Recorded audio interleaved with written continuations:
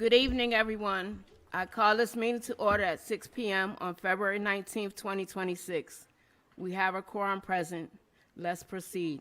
Can we all stand for the Pledge of Allegiance? I pledge allegiance to the flag of the United States of America and to the republic for which it stands, one nation, under God, indivisible, with liberty and justice for all.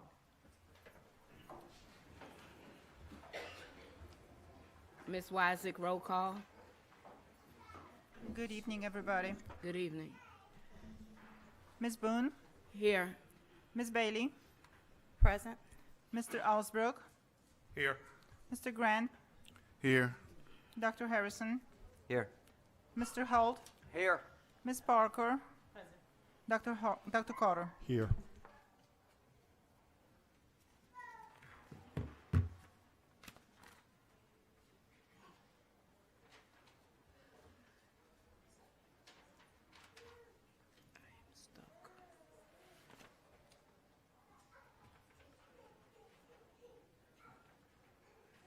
The approval of the agenda.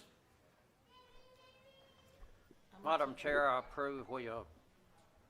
move we approve the agenda as presented. We have a motion. Do we have a second? I'll second. Proceeding with the votes. Mr. Alsbrook? Nay. Grant? Abstain.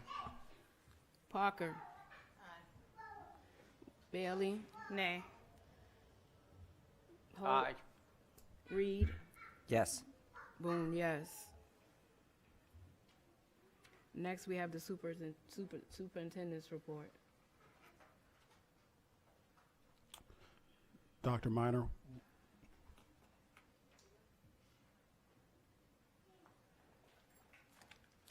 Good evening, Madam Chair, school board members, Dr. Carter, citizens.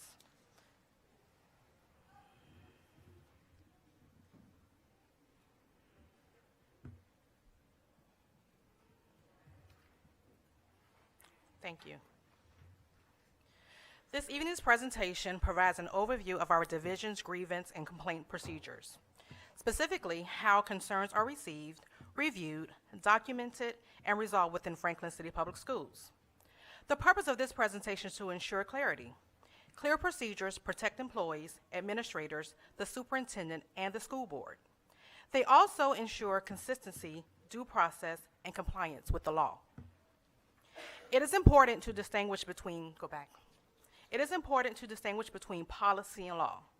Our grievance and complaint procedures are governed by school board policy, Virginia Code, and federal law. In addition, whistleblower protections are established under state statute. Whistleblower protections is not a discretionary local policy choice. It is a legal requirement already defined in law. Because whistleblower protections are codified in statute, the division is required to comply with that law regardless of whether a separate local policy is created. In other words, we do not create policy to restate what the law already mandates. We implement and follow the law as written. So this presentation is going to give us an overview of our Personnel Policy G, the related grievance procedures, a summary of the resources available to Franklin City Public Schools staff, an overview of the 2025-2026 HR training highlights, and a regional comparison for that we did in our TASPA meeting on February 10th. Next slide, please. Before we go to the next slide. Yes, ma'am. So if I'm understanding correctly, you're saying that the whistleblower is it's a law. It's not a policy. It's a law. It's a law. So with it being a law, just briefly, unless it's inside of what you're showing us, it's a law. How do we implement that law? Is it by these surveys that are being given out? What is it? So if someone actually files a grievance or file a complaint against anyone in the division, Okay. we are prohibited from retaliating or harassing or creating a hostile work environment. We follow that law. So Virginia by following that law, I'm just speaking as if what I've been told or asked in the past, that there are teachers that refuse to say anything out of the ordinary because they're scared of retaliation. So how are we implementing to them that there's no retaliation if this is a law? So in our trainings, we did go over the grievance process and the complaint process, and we talked about retaliation. We talked about hostile work environment.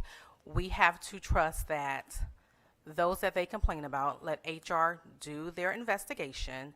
Everyone has a right to due process. So we do the investigation. The person that files the complaint, they give us their witnesses, their dates, their times, all the information about the complaint. We actually do interviews on anyone that is listed as a witness. Sometimes we get other witnesses within that investigation. So we try to interview everyone that has been involved in the actual complaint that has been registered with HR. With that being said, we let that person know if any corrective action has happened. We can't tell them exactly what has happened, but if any corrective action has happened, we'll let them know that. We also explain that there is to be no retaliation or harassment or abuse in that work environment based on that complaint. And if they feel that it is, then they come to HR, and then we go to the next step. Okay. I'm sorry for interrupting you. Next slide, please. So in our policy framework, you will see that there are some policies listed. So you go to our website, and you're going to look at the personnel policy. So policy GBA, it explains prohibition against harassment and retaliation. Policy GBB, prohibition of abusive work environments. GBLB, internal complaints. GBM, professional staff grievances. GBMA, support staff grievances. GBMG, complaints and grievances against the superintendent. All policies are structured. All policies include structured complaint and investigation procedures. Next slide, please. What we added this year in our handbook, we added chain of command and communication protocol so that all of our staff understand who they need to report any complaints or concerns to. We also added civility in the workplace, and that includes employee expectations, examples of uncivil behavior, reporting procedures, and accountability standards. So on our webpage, if you go to the teacher link, there's a link for the employee handbook. On page 38, that is when it talks about civility in the workplace. Next slide, please. So when you're thinking about civility in the workplace, these are the focus areas. Professional conduct expectations. Everyone is expected to treat each other professionally. Respectful communication. Yes. Staff members may disagree, but you are to disagree in a professional manner. There should be no choice words or anything like that. Reporting inappropriate behavior. If there is inappropriate behavior, any staff member, any student, any parent, they can report that inappropriate behavior. And there are accountability measures, as we talked about, because we are committed to a safe work environment here at Franklin City Public Schools. I have another comment. Yes, ma'am. Because now that you just said that they can tell someone, this is in a teacher's handbook. This is not in a parent's handbook. So if a parent or a child or someone has something that needs to be said, who do they go to? If it's with that initial principal or if it's with that teacher, who do they go to? When you say chain of command, the teachers know who the chain of command is. I'm just saying, I'm not a teacher. So the teachers may know who the chain of command is, but I'm pretty sure, because I'm also a parent, and if I wasn't sitting in this seat, I know nothing about a chain of command. I just know that there is a principal, there is an assistant principal. Now this year we have a dean of students and everything else. So who do we go to when we have something initiative and it may be against the teacher? Or let's just start with the teacher. Who do we go to? If it's against the teacher, you're going to go to their immediate supervisor. That could be their assistant principal or the principal of that building. Okay. And if they can't resolve it at the building level, then they come to HR, and then HR will take over. Okay. Okay, next slide, please. The chain of command. So for employees, there are two paths to a chain of command. For teachers and school-based staff, they're going to first report to their immediate supervisor, then their principal. If they, like I said, if they can't get any resolve at the building level, then they come to HR. HR will do the investigations and anything that needs to happen. If if they don't feel it's resolved at the HR level, at my level, then it goes to the assistant superintendent over HR. And if it's still not resolved, then it goes to the superintendent. So that's teachers and school-based staff. For support staff, it's going to go to their immediate supervisor. If they don't get it resolved then they'll go to the central office administrator over that department. If not, then human resources, then the HR assistant superintendent, and again, the superintendent. So that's the chain of command for our staff. Next slide, please. How to report concerns. So employees may report concerns through their immediate supervisor, through using the chain of command, HR, or an internal complaint form. Investigations are conducted by HR in accordance with division policy using a clearly defined process. Next slide, please.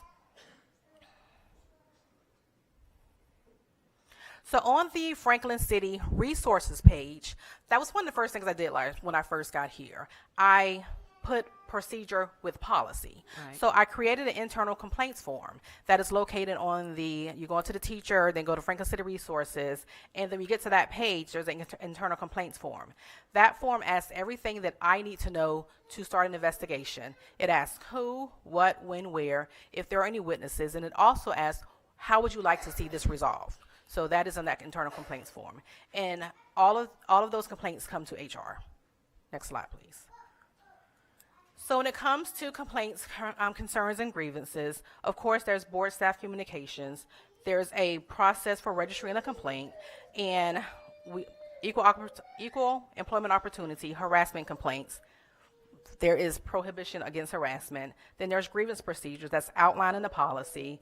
And for third-party complaints, if a parent needs to contact me, a parent will contact me, and I have had that, and I have done investigations because a parent contacted me. Okay. Next slide, please.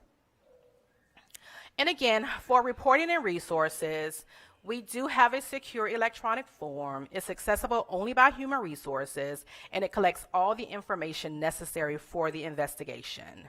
We also do HR newsletter. They're very heavy in the beginning of the school year, and then it goes down to monthly. And then there is a monthly HR school visit, which is what we implemented after the last survey because they wanted to see more of HR in the building.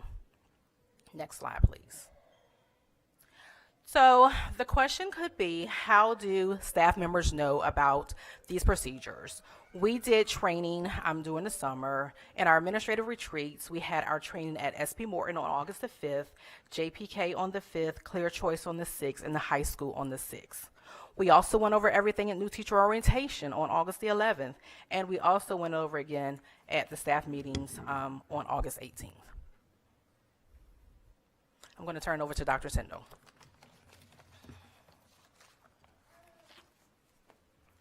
Thank you. Good evening, everyone.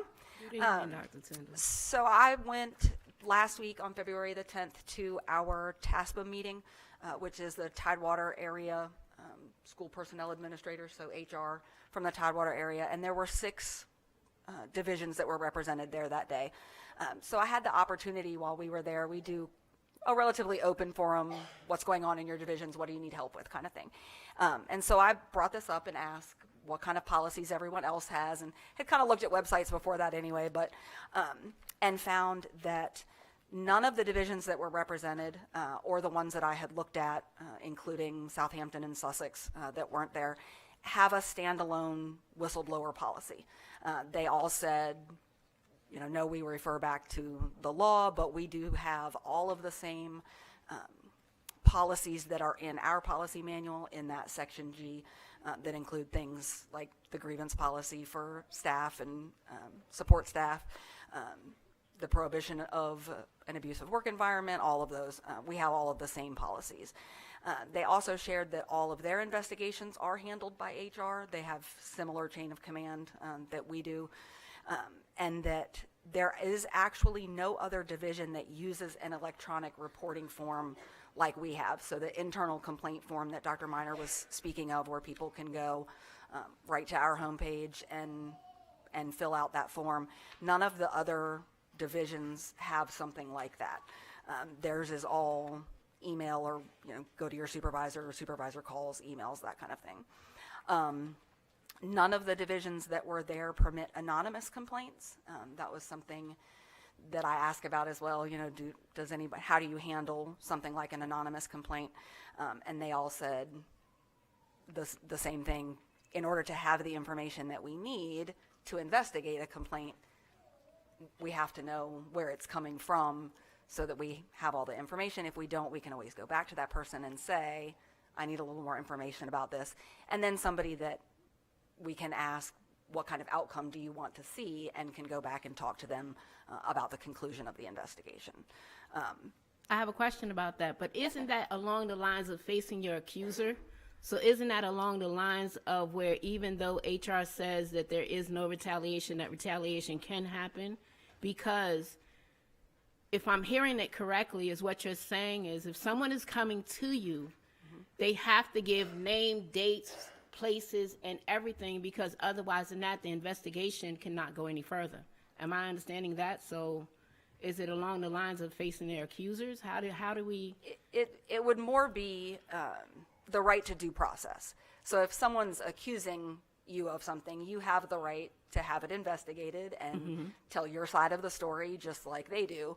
And the information that we gather is so that we can complete the investigation. You know, if someone says, this person spoke to me in this manner or did something like that, the more information that we have, the more we can investigate and then be able to provide a reasonable response, or like Dr. Miner said, if there's some kind of action taken against someone, we can have all of that documentation because we have the information to have done the investigation. So what you're asking for is when someone comes to you, then they need to know the who, what, when, where, and why. Correct. Is exactly what you're saying. With that, having their fingers crossed, and I'm going to say it that way, that no retaliation is placed against them when the who, what, when, where, or why is brought. I'm trying to get to the bottom of the retaliation. Right. Because there are teachers that are in our districts that are saying things are going on and they do not want to speak up. Or they'll speak up to someone and then say, but don't say I didn't say it. Right. And then it's where I call the code of conduct friendship, to where, yes, I am Madam Chair, but yes, I do know a lot of these teachers. My children have been in this system for over 20 years, and these are my children. Now my grandchildren are in this system. So seeing them outside of SP Morton, JP King, CTE, high school, I know these individuals. So yes, teachers have caught me. My driveway has been a U-turn driveway where they come in, drop off, say something, but the thing is that I've never said what teacher I've got it from, because I'm kind of with them, because I'm stuck on this. I don't want them to get retaliation, because we have some good teachers that are leaving because they're scared of retaliation. We have some teachers saying that things are going on in school, even though Dr. Carter, you have the survey, they're still saying things are going on. So I really want it to be somewhere along the lines of these open lines of communications, to where they can go to work, they can have a good day or a bad day, it depends, everyone has them, and then go home but want to come back. That's why I'm asking about this, and I'm asking questions about this, because I'm also asking from a parent's point of view. Right. Because if I wasn't sitting here, I wouldn't know any of this. Right. And with everyone online, everyone here watching us, the Tidewater News, hello, it going in the newspaper, at least they get to read the chain of command or however it is, because when you say it's going on the teacher's website, I'm not a teacher. I don't get to read that website. It's not a parent's website. I don't get to read any of that. So, thank you. I had a quick question. If Human Resources handles all the complaints and investigations, what if the complaint is on someone in HR, the department itself? How can you investigate yourself and remain neutral? Well, if there's a complaint against me, then it goes to my supervisor. Well, that brings me to my next point here. Dr. Miner, if I'm correct, your supervisor is Dr. Ricks, and Dr. Ricks' supervisor is Dr. Carter. What if the complaint is about one of them? How can you fairly do an investigation when they are the people you answer to? Well, what I will say to that is, if there's a grievance against me, it goes to my supervisor. If there's a grievance against my supervisor, it will come to me, and I discuss that with Dr. Carter. If at any time we need to get an outside person to help with an investigation, we can do that, but we haven't had that. So I understand the divisions you surveyed may not necessarily have a whistleblower policy, but we have a situation in Franklin where many of our complaints are about the central office administration, especially the HR department, the assistant superintendent, and the superintendent. And the problem is these are the people who are doing the investigations, and HR could be investigating their superiors. This tips the scale in favor of the people who may be the problem. Well, you have to trust that we can do our job, and we can be professional with our job. You have to trust that. It's not me that needs to trust it. It's your teachers. It that truly need to is. trust. It's your We teachers. have an anonymous survey, and it is anonymous. We have an anonymous suggestion box, and it is anonymous. People come to me all the time. I They understand. call me all the time.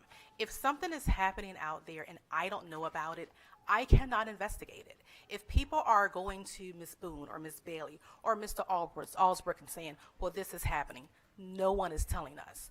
We are doing everything anonymously. We are following the law, and we are following Franklin City Public Schools policy.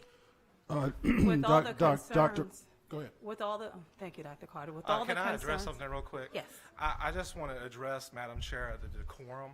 I've not once been rude, and I think that needs to be addressed. That speakers need to definitely make sure that when you're addressing board members that we're not being rude, because I've been nothing but professional and nice. Okay, thank you. Yes. Okay. With all the concerns from the teachers, trusting in the policy is not the answer. We do need to do something more and something different. They have valid concerns, so I'm in agreement with Mr. Alsbrook that you may have a breakdown maybe in central office, don't know where, but there is a breakdown, and we need to do something different because there are many concerns. Some may come to you, some may not come to you. Either way, the concerns are really piling up, and we need to do something different for these wonderful professional educators before we continue to lose more. And if I might, I asked Dr. Miner, could I say something as well? Because we want the same thing. Like Ms. Boone said, we want teachers that want to come back tomorrow. We want teachers that feel like they can come to us. And I think also to Mr. Alsbrook's point, trust is something that has to be built. So a way that the teachers can learn that this process will work if they follow it is to follow it. Because if they follow the grievance process and everything works and we're able to investigate, we come back to them with the response and everything is fine, they've learned that the process works. If for some reason, God forbid, there's retaliation and they come to us, we deal with that. That builds the trust even more. No, it is very difficult to stand up here and say, well, you just have to believe us. We know that. But we also need the staff to try it. You can't sit and say, it doesn't work, but I've never done it. We need the opportunity to prove that the policies we have in place and the procedures that have been set forth will work if we have the opportunity. Some have tried and it has not worked, and that's a big if on someone's livelihood, salary, job, career. A very, very, very big if, and some persons have tried it and it has not worked. So now it is time to do something a bit different. First of all, let me say we have no record of that. We have no record of what she's stating. Every litigation has gone through, has been tried, even to a third party, and we have won every one of those. Why? Because they say we have followed due process. We do more than the other divisions. So I will say to you also that central office is never popular because we have the unfortunate task of having to administer the discipline. So if you would go to any school system, central office is not popular because central office, unfortunately, has to conduct the discipline. No one likes the parent that does the discipline. No one likes the person who has to administer the discipline. And I'll say it again for the record. We have lost no litigation complaints under my tenure. Third party, internal, external, because we do it the right way. That was kind of putting words in my mouth because I never stated that we have lost litigation. Those are my words. You just interrupted me. You just said I was wrong, and I said, and again, you just interrupted me. Mr. Alsbrook just called and asked for respect while people are talking. You continuously interrupt me every meeting. It's okay to let me finish speaking. I have no problem with you speaking. What you say does not, I'm not eager to interrupt you. You shouldn't be eager to interrupt me, Dr. Carter. Now, no one said that this board has lost any litigations. I said the policy and the way things are done, it's not always effective. That is what I said. I never stated that you have lost any litigation. So please quote me right when you say whatever I said didn't occur or however you put it. But that is not what I said, that you have lost litigations. I said the policy that Dr. Minor and Dr. Tyndall stated that is supposed to go does not always occur like that. And there is sometimes retaliation, and it does not always work out in best of the teachers. How it is recorded, I cannot say, but I never said that you lost any litigation. We can go, we're done. Okay. Yes, I am done. I would like to make a recommendation to the board that please keep the policy as is, because we have demonstrated that we do more than any other district, and thus far, again, fairness based on our track record has been shown that anybody who has come before us has had their fair due process. So I'm saying to the board, would you please leave the policy as is in place with no modifications? Can I ask one more question? What is the monthly HR visits? Can you elaborate on that some? So yes, so when we did our December climate survey, there were some expressions that they don't really see HR. So because, of course, like Dr. Carter said, normally when you come into HR, it's because of disciplinary issues. So we come out there on our professional development days, and we stay at the buildings for about 3 hours. Anyone can come and ask us any questions that they want to ask. So I'm assuming that's in like a private conference room, or? We sit in the media center. Okay. All right. Yes. Any other questions? So again, we recommend keeping the policy as is. So that is the motion, correct? So we need a second. No, they placed it as he asked for it. Dr. Carter, repeat what it is. Yes, I'm asking the board to keep the current policy as is with no modifications. Which policy? The grievance policies, and not add on a whistleblower policy because that's already a law. So to keep our grievance policies as is.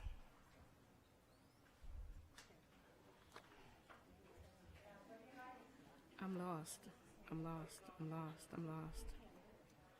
Hold on.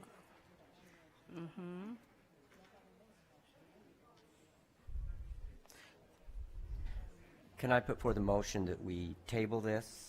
And I then we was getting have, ready. We're have a talking about- discussion, We're discussing it now. and then to discuss this in more depth as a committee or as a I'll board? second that. I understand that.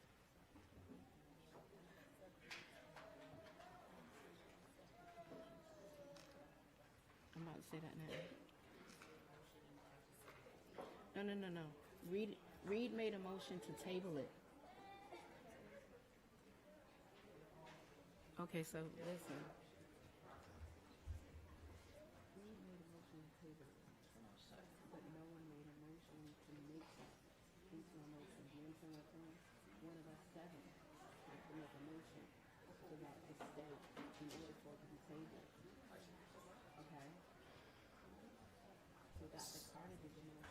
Yes, we have to make the motion.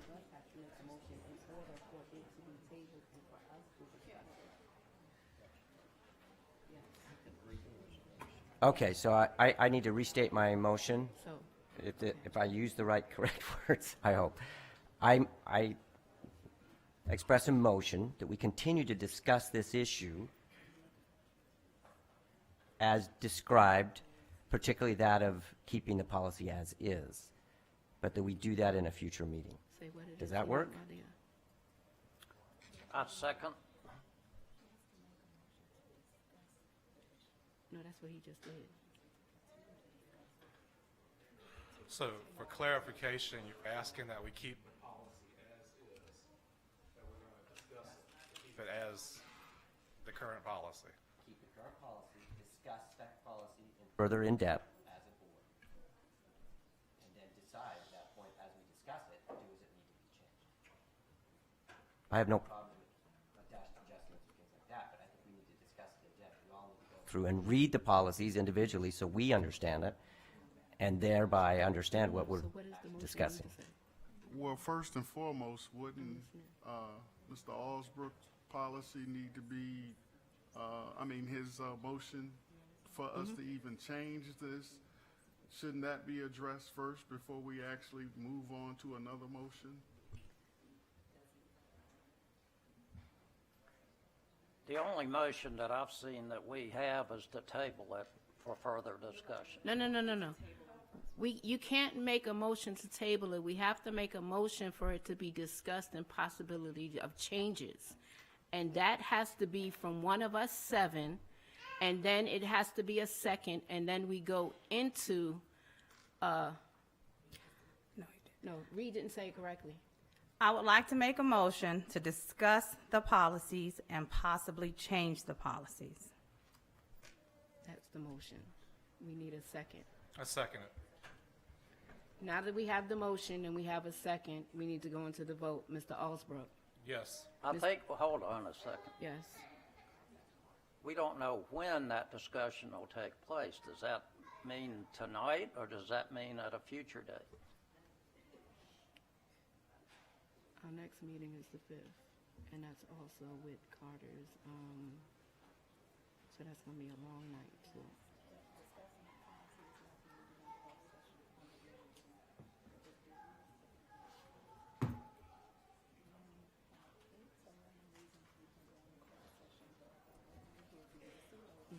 I am.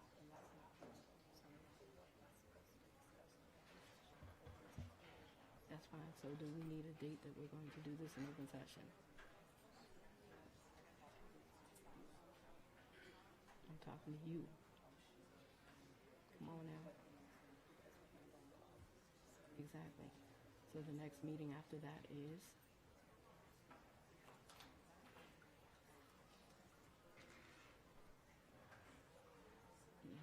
March. Because the next one is the 19th, and then we're going into March 5th. That's March 5th, now we're into the 19th. 19th. The 19th.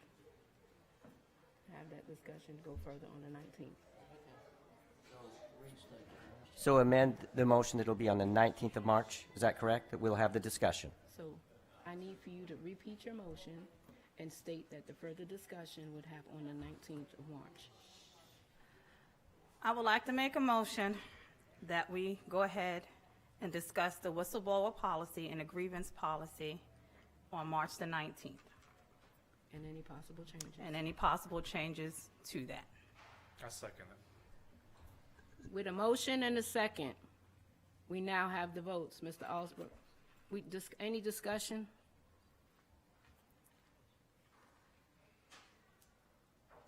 Now vote. Mr. Allsbrook? Yes. Mr. Grant? Yes. Ms. Parker? Ms. Bailey? Yes. Mr. Holt? Yes. Mr. Harrison? Yes. Ms. Boone, yes. Yes, March 19th.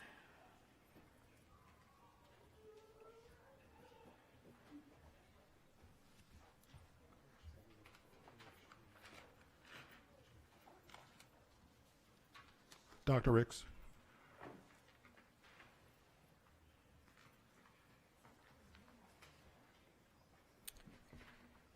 Good evening, all. Good evening.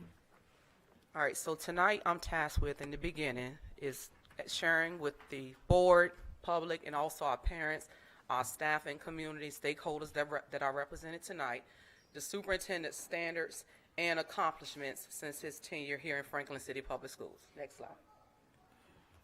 All right, so Dr. Carter was the interim superintendent October 2022 through March 2023.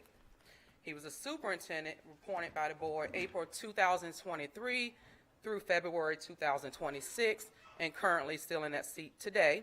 And all the accomplishments we're going to review today is going to be in alignment with his standards and through that time period. Next slide. All right, so strategic leadership, and I'm not going to read every statement, but I will highlight the key information from every bullet that's here. So the superintendent is evaluated by the VDOE. This is the VDOE standard, strategic leadership. And under Dr. Carter's leadership, he successfully led the division through an interim to permanent transition through that time frame that I just mentioned.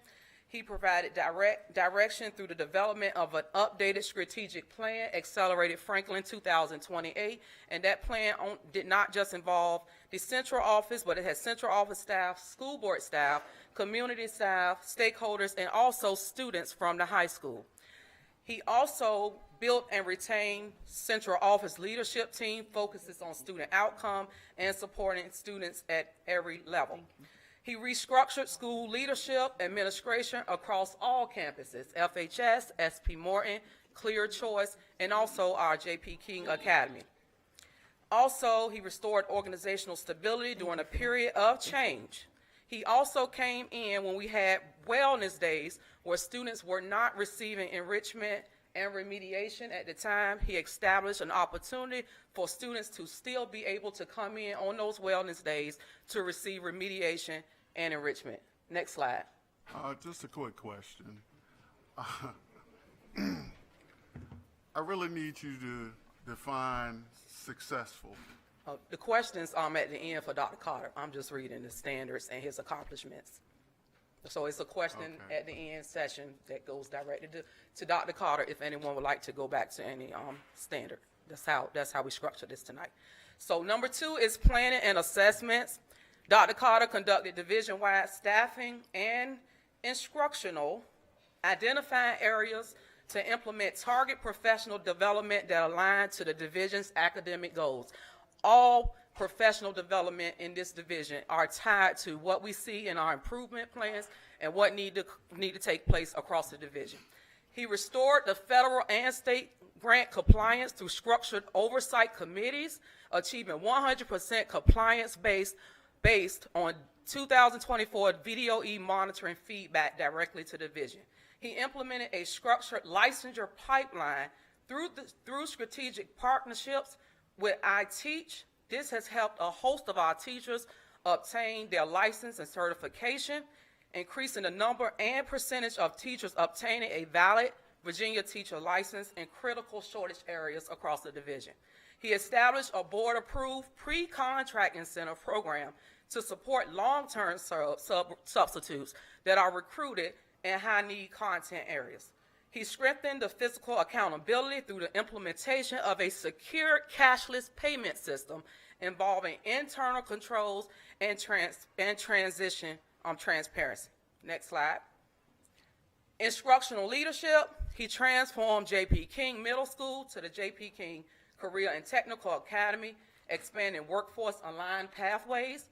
He opened a Pearson Center, increasing credentials and certification access for local, not just our students, but also our parents in the community and stakeholders who need certain credentials, who are maybe seeking a GED as well. Secured more than $230,000 in grants to upgrade the playground at SP Morton Elementary School. He developed division leadership clinics in partnership with the Wallace Foundation across our division for all departments. He secured a $670,617 all-in grant for after-school tutoring for students in grades 3 through 8.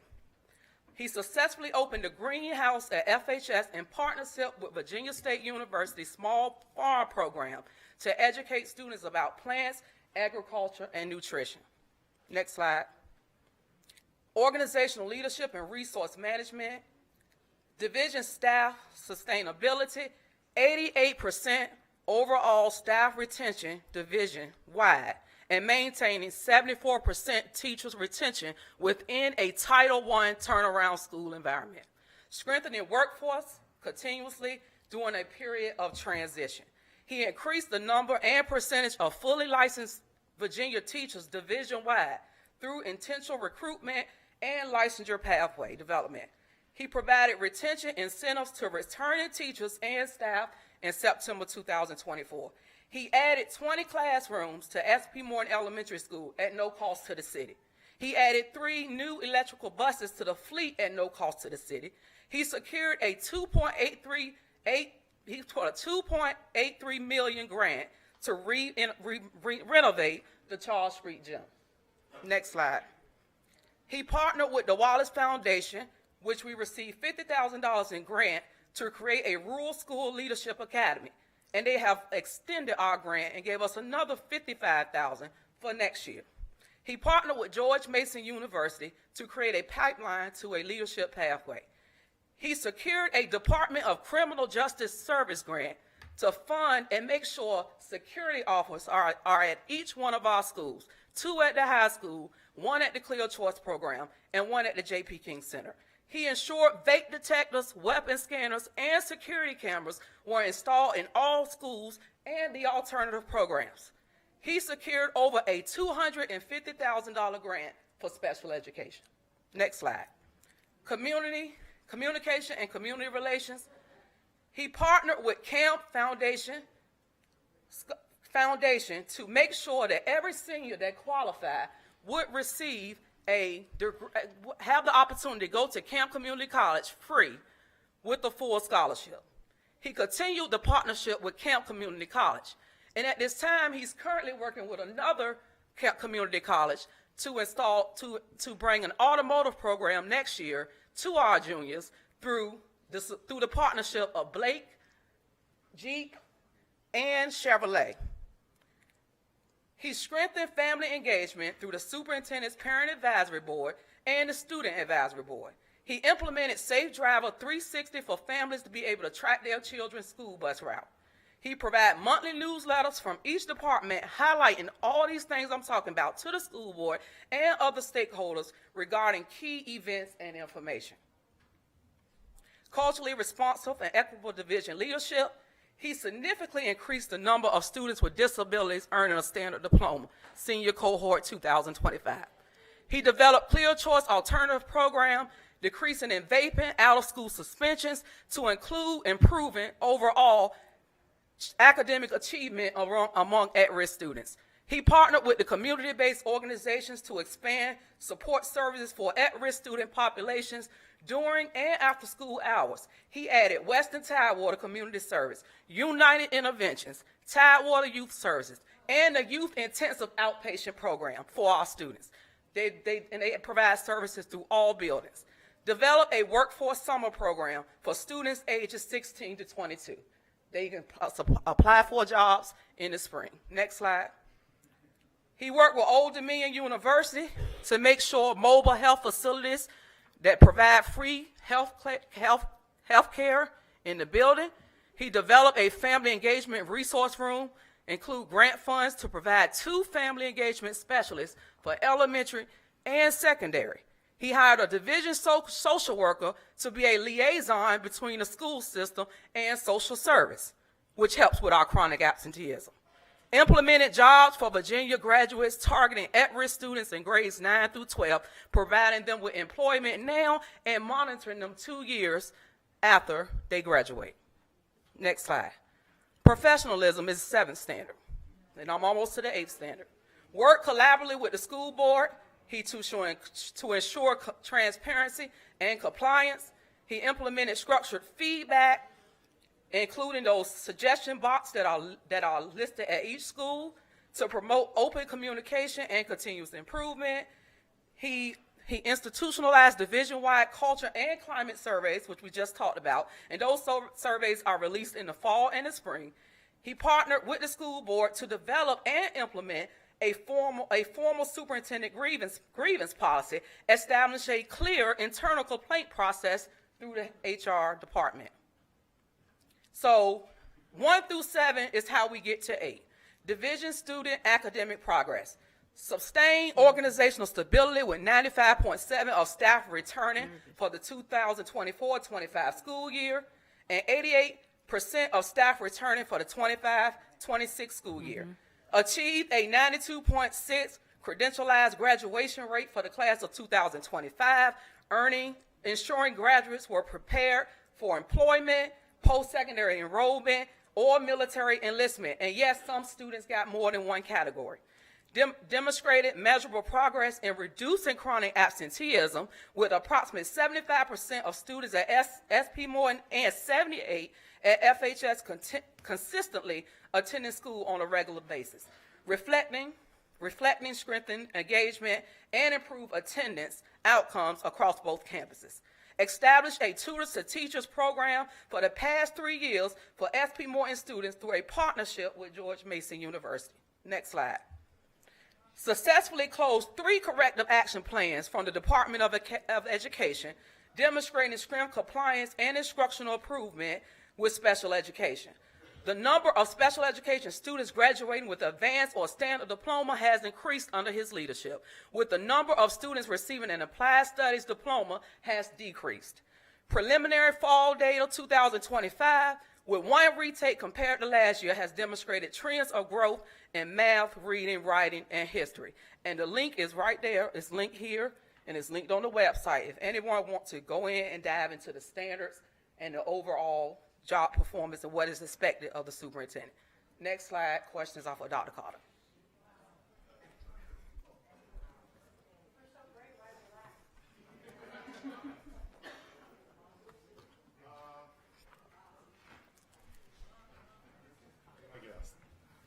Like I was stating earlier, when I actually said define successful as it relates to student progress, with the focus being on SOL scores.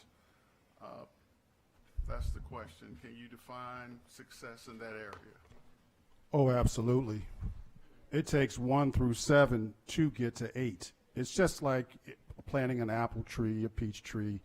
You have to start off getting the roots, and if things are not right through standards 1 through 7, because that's why I educate the public, so they know what the superintendent does in every school division. You have to do all of those things to begin academic achievement. Now, I said to you that when I took over Franklin City Public Schools, we were at the bottom 5%. And it takes 3 to 5 years to change any organization at maximum speed. So, therefore, you will see the gains in the test scores already at FHS this school year with all students tested in their classes. There was no cherry picking. All students were tested.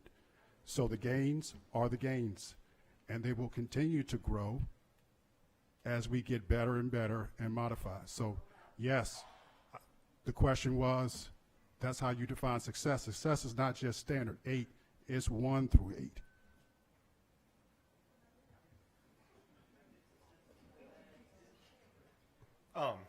Dr. Carter, what is the current accreditation status for all the schools in the district right now? Like I said, Mr. Alsbrook, it was in the bottom 5% before I started. And so it takes time. You try to work with the staff that you have. Some staff are on the bus, some staff are off the bus. But we are finally got, I believe, in some places, the right people on the right seats on the bus, so it takes time to grow. SP Morton is fully accredited, and it's off track, and it does need intensive improvement in regards to the federal indicator. The SP Morton FHS is still off track, and it is not accredited. It's conditionally accredited because it is deficient in one standard. So we will figure what that is. But I'll tell you what, I am proud of the leadership at the buildings. I'm proud of the staff for the gains that they've made, and I will not minimize what has happened this year. Let me just, with that statement that you just made, it kind of seems like it was an oxymoron. At one point, you criticized and said you needed to kind of root out the teachers that were not on board, but at the end, you're saying, hey, I love my teachers and I appreciate everything that they do, which I believe we all do on the board. But at the end of the day, you have a high retention rate.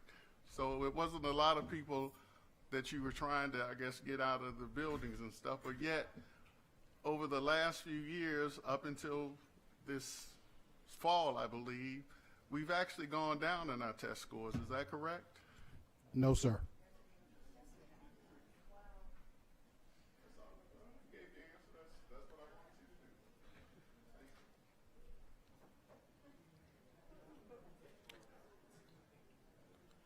Are we concluded? Yeah, next. We're done. Okay, next one. I just want to go to 2.8. Go to 2.8. I want to make sure that thank you, Dr. Ricks. I want to invite, please, everyone to come out February 25th at the J.P. King Career and Technical Academy, where we will have further discussions and we will have breakout sessions in academics, student services, human resources, operations, and then there's a one session Ask the Superintendent. All can come. We'll probably pass out index cards, so we'll make sure that everybody has a chance to speak. I will answer every question that we can answer, and we will make sure that we engage in a fruitful dialogue, because I always want to make sure that any questions that you might want to ask me or ask my central office staff, we want to make sure that we are available to make sure that all your questions are answered. So please come out.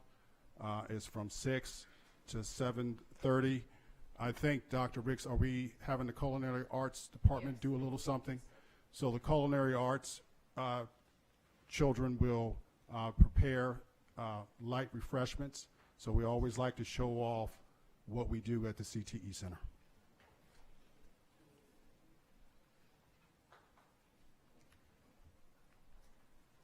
Okay, it is time for student recognitions.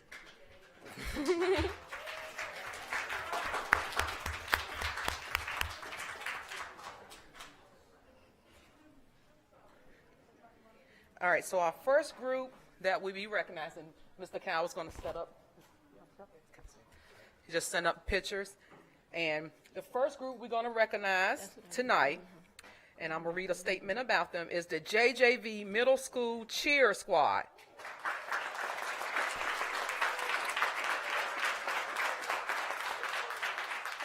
It is with great pride and admiration that we extend our heartfelt congratulations to the JJV Middle School Cheerleading for their outstanding achievement in securing first place in the Rhythm and Cheer Virginia Stump and Shake State Cheerleading Championship. This remarkable accomplishment is a testament to their hard work, dedication, and unwavering team spirit. Their commitment to excellence and passion for their craft has not been ignored.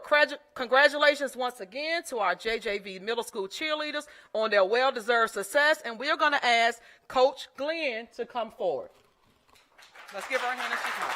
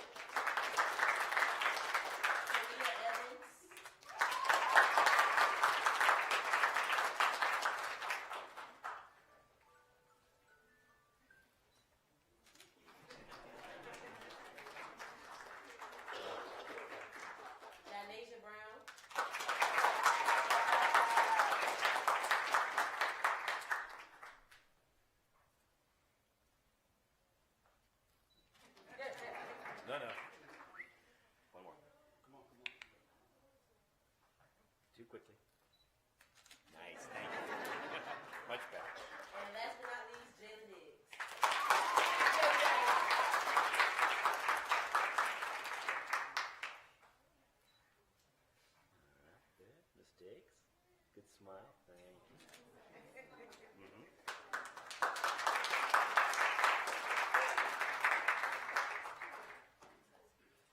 would also like to call Coach Gamble and Coach Catherine Brown to the front as well.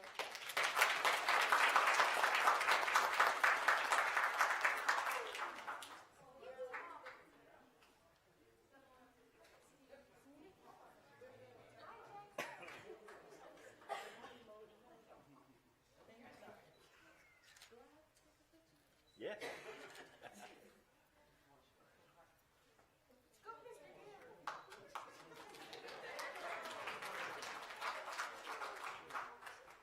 And now I would ask, first of all, school board members, if you'd be so kind as to stand up where you are in support of these cheerleaders.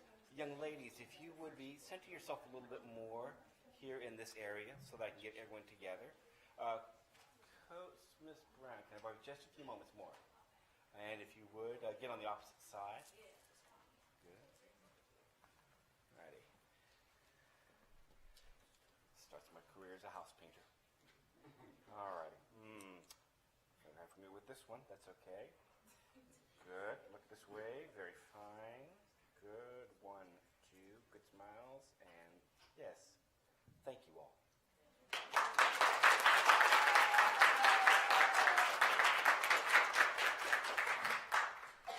Miss Glenn and young ladies,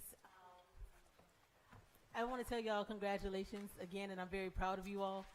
I saw you all doing some of your practices, and I'm pretty sure when you were running those laps around the gym at SP Morton with your cheer captain and Miss Glenn, telling y'all to keep running. I felt for you. My legs hurt for you.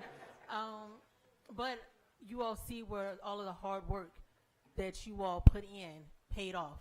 Right?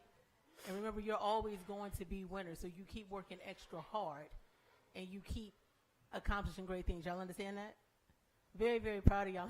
Hopefully, Ms. Glenn will make y'all run any more laps for a little while. Y'all can kind of relax a little bit. And just to piggyback off of what Ms. Parker was saying, listen, it's great to participate.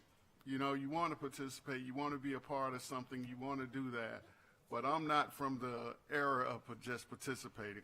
I'm from the era of winning. And I'm so happy that you guys won, and be happy that you won and celebrate the fact that you came in first place, because that means something. And I hope you continue to want to be in first place in everything that you do.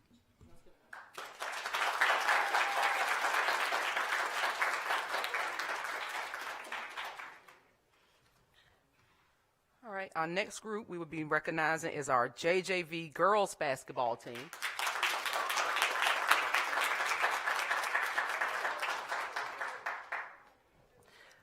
Okay, and I will be reading a short, brief statement about our girls, but please note, girls, that their shirt was delayed due to the weather, but we do have a image, and we will share that on the screen once we begin to call you all up at the end.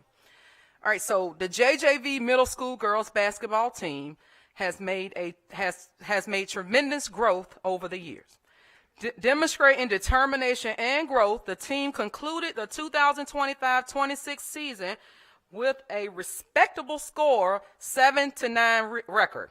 Their hard work and dedication accumulated an impressive fourth-place finish in the district tournament. This achievement highlighting the team's resilience and commitment to excellence, setting a strong foundation for future success. So again, let's give our girls a hand. We're going to ask Coach Taylor to come forward.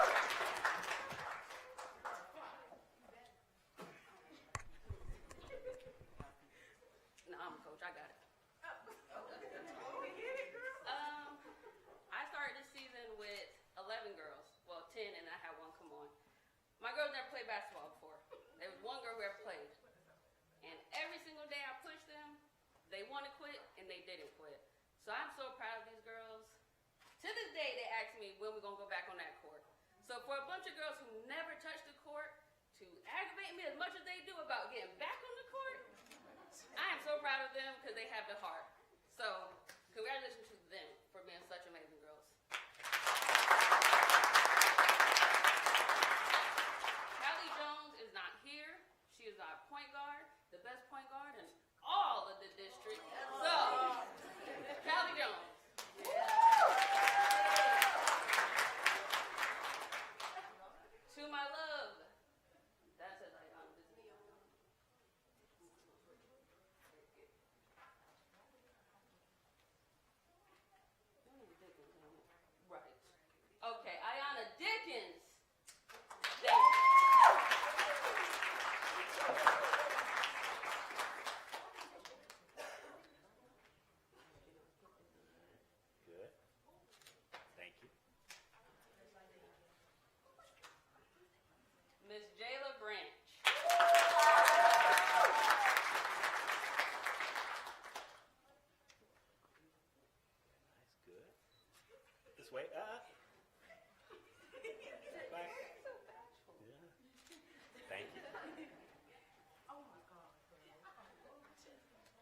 Miss Kennedy Perry.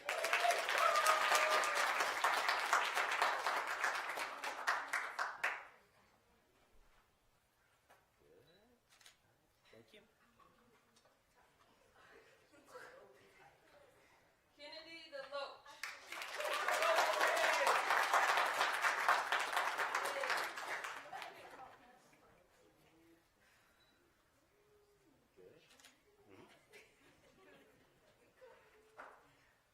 Chloe Branch.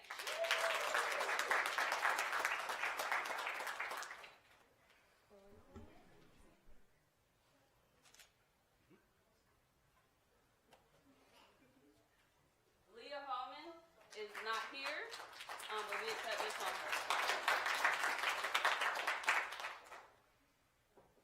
Morgan Talley.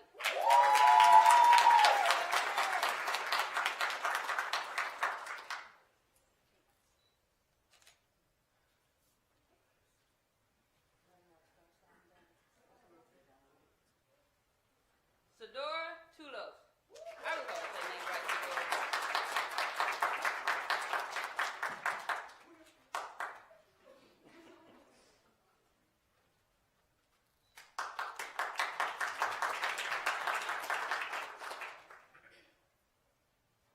Serenity Blunt is also not here tonight.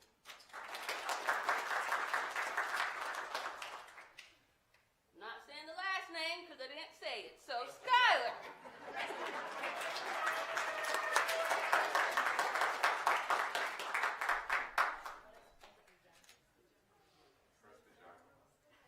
Oh, that's me. I'm back now. Oh, my coaches are not here, but I will. My coaches are Coach Ashley Boyce, who works as a security officer at Franklin High School, and Coach Nicole Pittman, who now works, she used to work at Franklin High School as well. So I have those two wonderful ladies as well.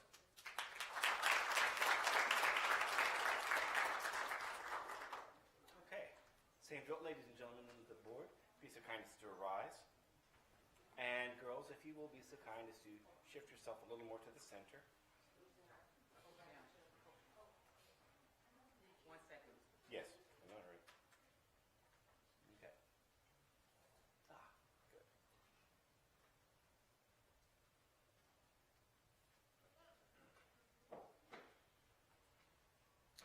All right, good. First we'll do this, and Dr. Carter, there's just a touch more. Thank you. Do this, good. Look over this way, and adoration. 1, 2, good smiles. 3. I thank you all.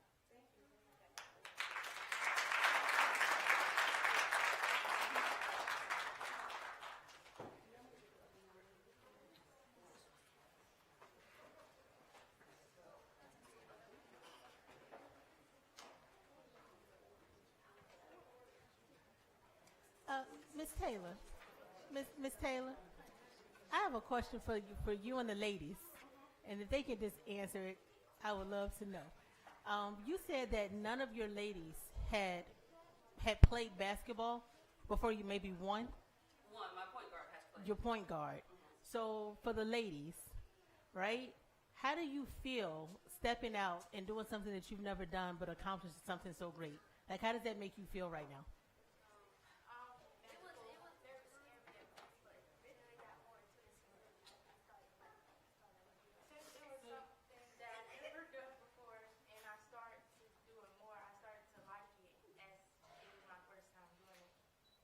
I want to make a note. They cried their first game. Okay?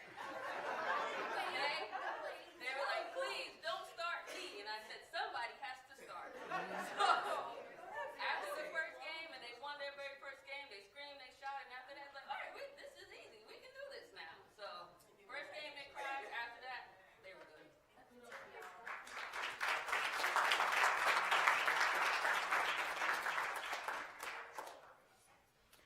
All right. Our next group we will be recognizing tonight is the Blackwater Robotics team.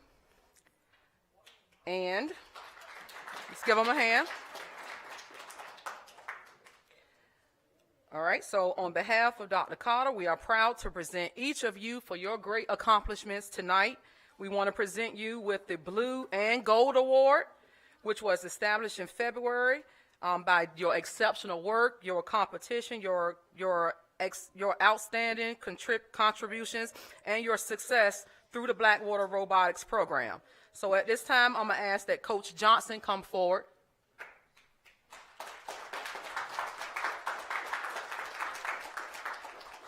Oh, Mr. Kiros. Okay. Mr. Kiros is going to give more information about the challenge.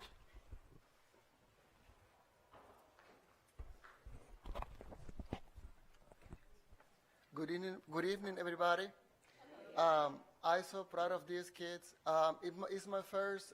Coach Johnson couldn't make it today, but I want to thank Coach Kyle, Coach Claire, and Coach Hank. I would like him to come, please, forward, to come to the front. They are.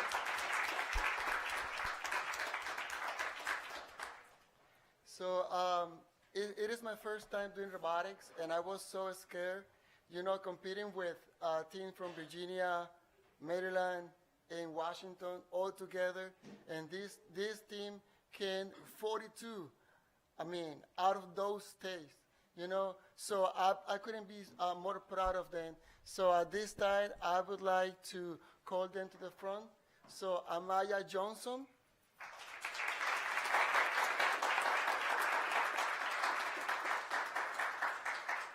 She was one of my humor players.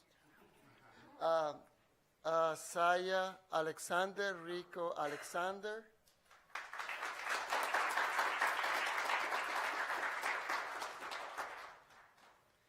Osiris Taylor.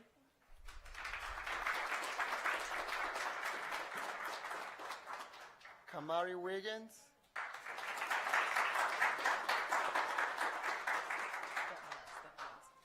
Ace Justice.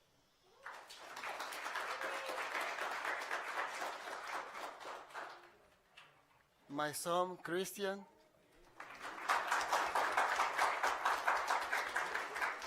And Huey Ben.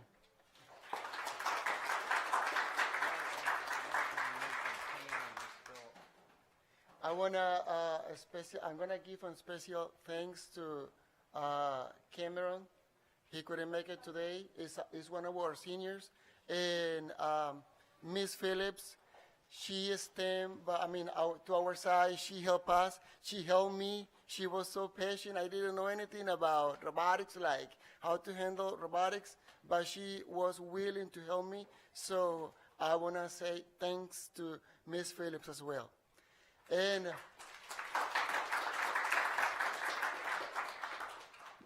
thank you for everything.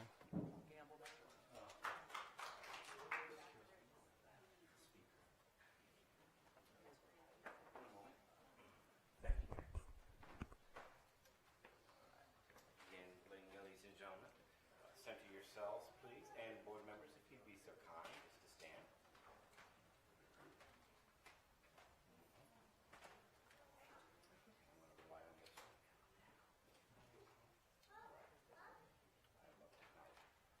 All right, very good. Good smiles.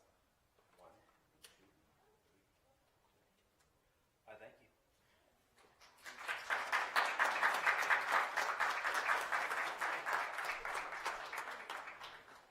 Mr. Kiros.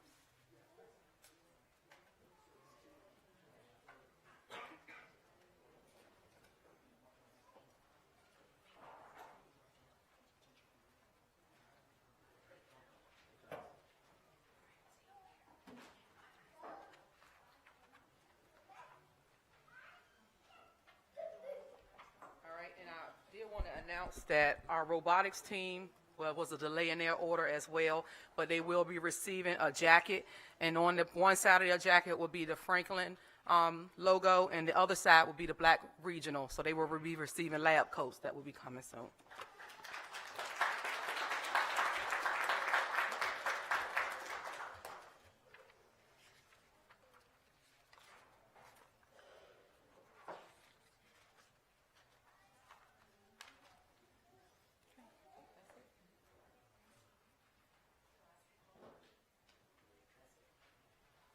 I know it's missing one. Scholastics Bowl.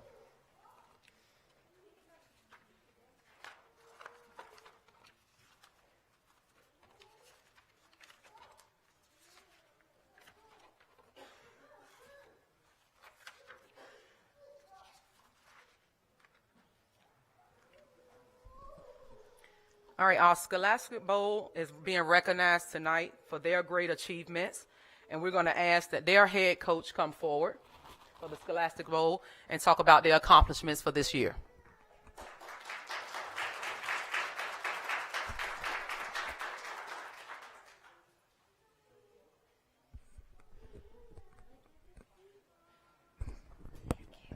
Yeah, that's good. Thank you.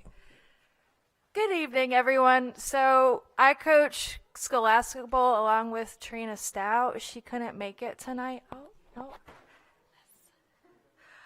She couldn't make it tonight, but I just want to say, so we are basically a competitive academic group where we compete based off of knowledge throughout, all of our district. We had a great season. We went 7-3 for our total. We had several students that were all district regional players based off of their performance, where they were acknowledged by throughout the district for the other coaches with how great they did. And we also won our district championship in a tiebreaker round against our rival Southampton.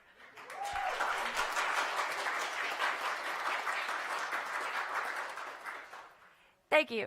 So yeah, the kids, they really did a great job. Everything, that they have accomplished, it was all them with their work, their dedication, their drive through, maybe a competitive event that, isn't necessarily quite always, as popular, maybe people don't know about. So thank you guys for everything that you did. And thank you for all the parents that came out.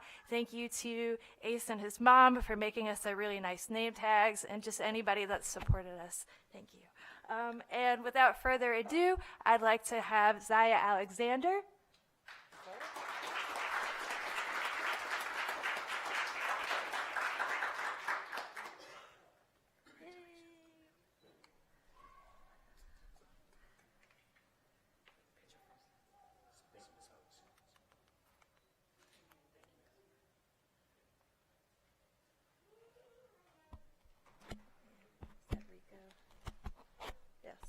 Enrico Alexander.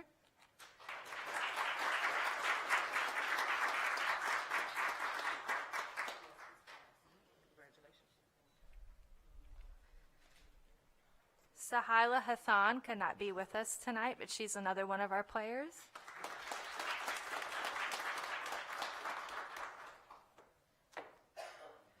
Shamaya Joyner also couldn't be with us. She is also part of our team. Ace Justice.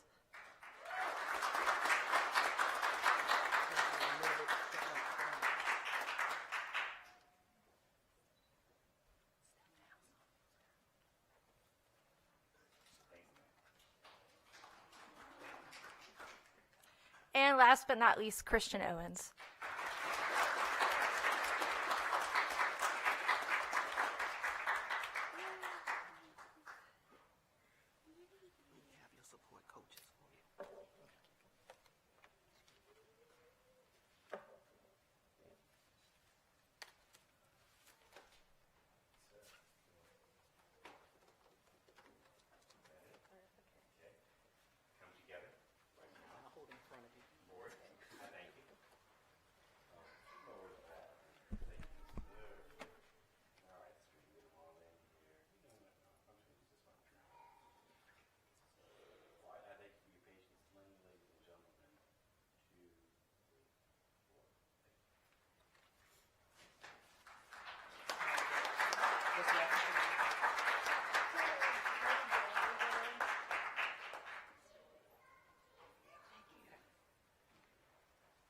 Thank you. And that concludes our recognitions for our students. Let's give them all a great hand. Thank you all, and keep up the good work.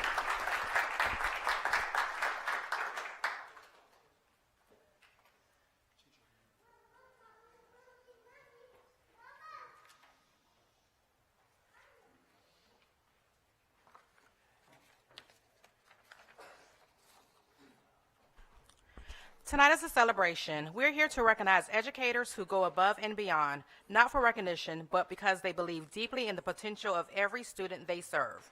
Teacher of the Year represents heart, skill, resilience, and the ability to inspire. These educators create classrooms where students feel supported, challenged, and valued. They mentor colleagues, uplift their school communities, and model what excellence in teaching truly looks like. In a world that often moves quickly, tonight we pause to say thank you. Thank you for the long hours. Thank you for the encouragement. Thank you for the patience and the belief in our students. It is truly an honor to introduce our Teachers of the Year. If I can have Dr. Hill come forward, please.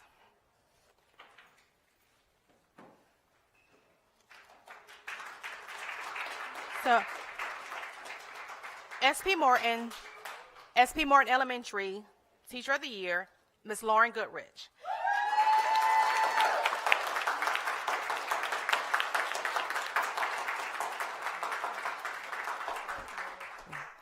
Ms. Goodrich creates a classroom where high expectations and strong relationships go hand in hand. She challenges her students academically while ensuring each child feels supported, valued, and confident. Fifth grade is a critical transition year, and she leads her students with structure, care, and excellence. Please join me again in congratulating Ms. Lauren Goodrich.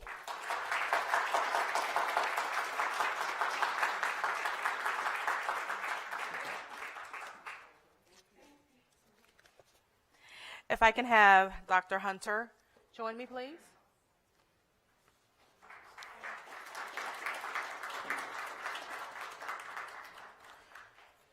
Dr. Hunter, our building administrator, is going to support me in congratulating Ms. Shakira Barnes as Franklin High School Teacher of the Year.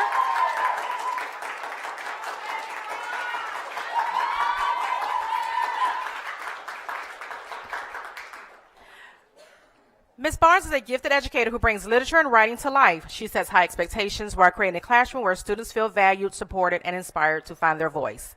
Colleagues describe her as a teacher who lights up her classroom each day with passion and purpose. Through engaging in creative lessons, she makes learning meaningful and memorable. Once again, congratulations, Ms. Shakira Barnes.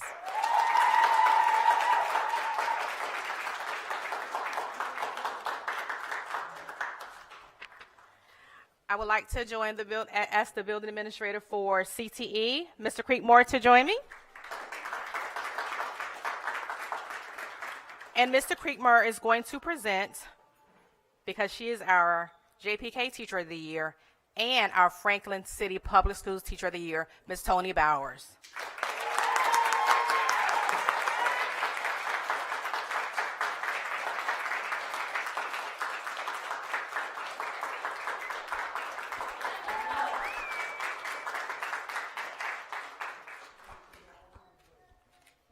Mr. Creamer, did you want to say some words? Good evening, everyone. I wanted to say words because, and I'm going to go off the script. You can read those are my words on the screen there. But I just want to talk passionately about Ms. Bowers and all the hard work that she has put in this year. And so I'm speaking from my heart now. I've known Ms. Bowers ever since I've gotten into this position. And Ms. Bowers is a teacher that teaches from her heart. The CTE program involves two components. It's a little bit different than traditional education because you have a work-based learning component and you also have a classroom-based component. And so she has done a flawless job of teaching students in the classroom, making the lessons engaging for students, making them relative for students.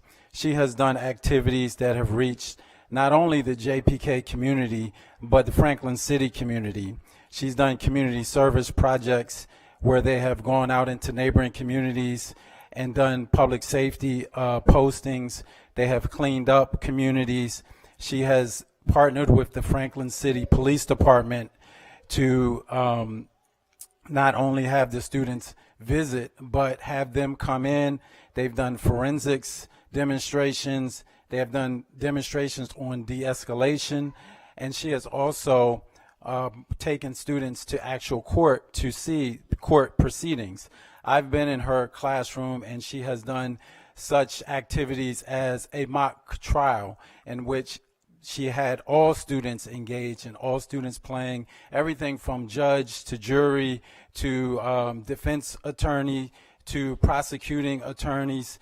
She has done short films with her students that have gone into the aspects of bullying and intimidation amongst other students.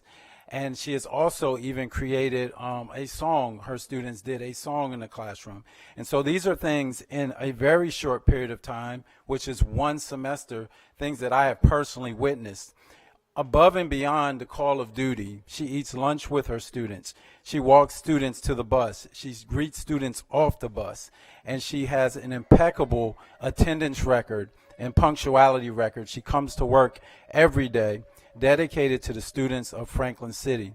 And so I am extremely proud that one of my teachers is the Division Teacher of the Year. It's very well deserved. Let's give a round of applause to Miss Tony Bowers.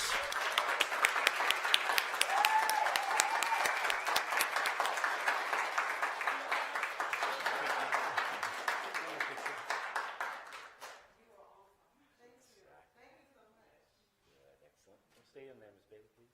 Thank you, ma'am. One more. I thank you.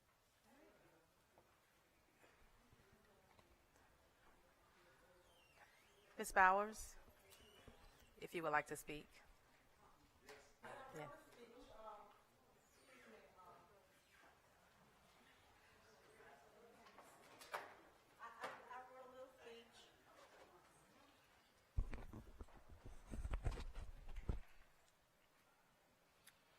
I am truly honored and very surprised to be standing here receiving this Teacher of the Year award.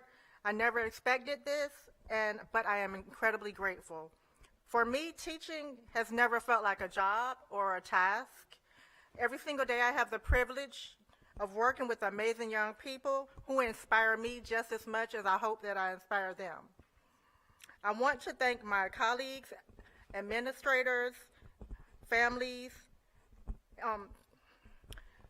superintendent, school board. I want to thank everybody for their support, encouragement, and teamwork. None of us do this work alone, and I'm proud to be a part of a community that cares so deeply about our students. Most of all, I want to thank my students, past and present. You are the reason I come to work with joy, and you are the reason I will continue to give my best every day. I do this for the kids. I don't do this for anything else. I love you.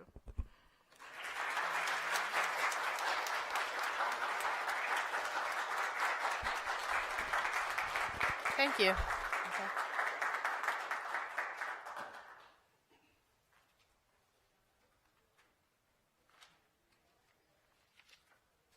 And one final recognition tonight, last but not least. We would like to recognize our acting school board clerk, Mrs. Beata Y. Oh, she's not our school board clerk. I missed one meeting. Our school board clerk, Ms. Beata Wysick. Thank you for all of your hard work.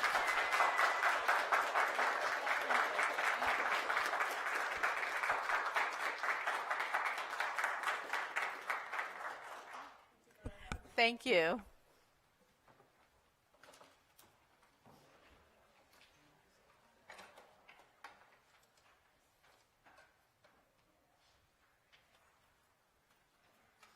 You're up, Dr. Walters.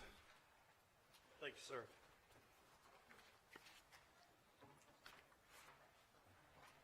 Ms. Warren.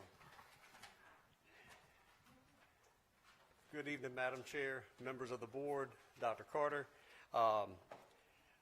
Pleased to stand here this evening and share some information regarding work that we have begun on our school calendar, looking ahead to the next school year. I'll start by sharing just a little bit of background information.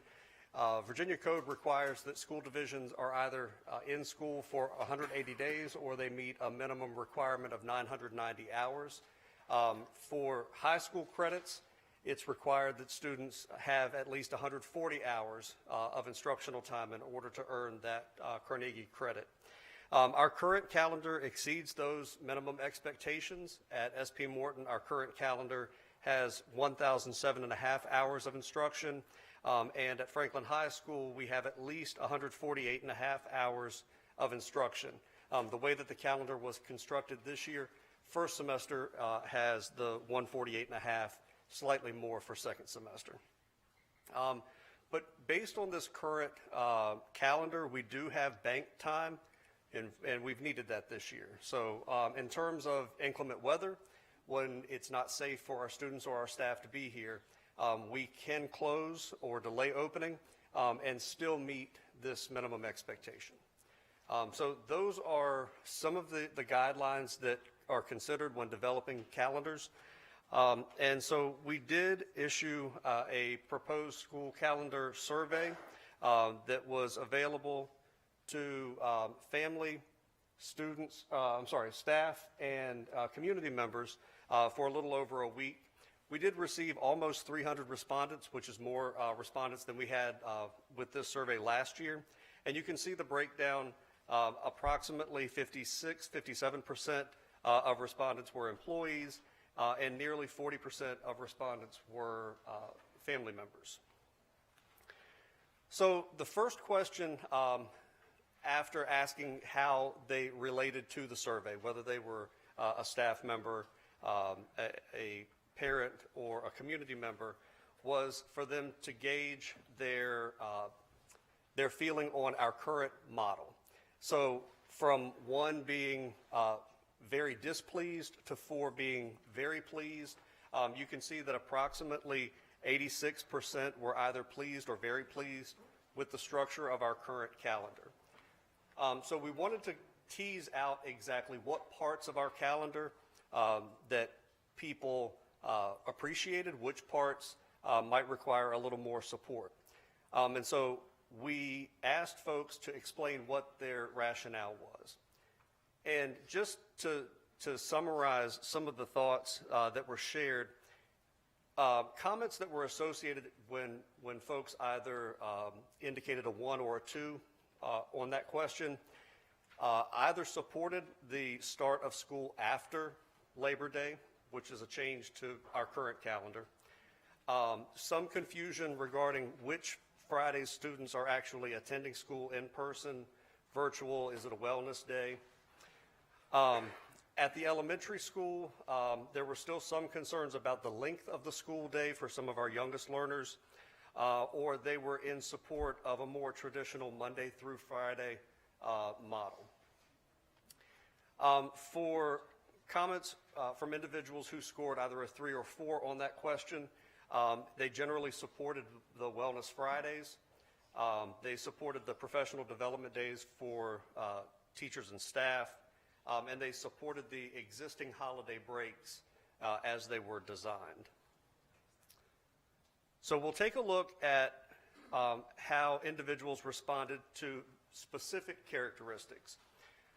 When asked about supporting the current practice of Wellness Fridays for students and staff, nearly 90% responded favorably to the Wellness Fridays. Regarding the professional development days for teachers, once a month, about 91% were in favor of that practice. Considering our Thanksgiving holiday, 84% were in favor of having the entire week. And nearly 94% of respondents were in favor of 2 consecutive weeks for winter break. I've shared with you a copy of the proposed school calendar in your board book because that'll be a little easier for you to see. I've also attached it to board docs. But I'd just like to highlight a few of the proposed pieces. We are proposing to continue our practice of starting before Labor Day, 1 week before Labor Day, as we did this year. Based on some of the feedback that we have received, we are proposing to reduce the number of wellness days from 2 per month to 1 per month. We are removing the virtual days for Franklin High School. So they will be removed completely. Students at the high school and students at the elementary school will be in session on those Fridays, what would have been a virtual day. We are proposing to maintain the professional development days for our teachers. We have found that that has been particularly beneficial. That in itself is a recruitment and retention factor. When we're able to work with our teachers build their capacity. So we're really utilizing that time to do just that.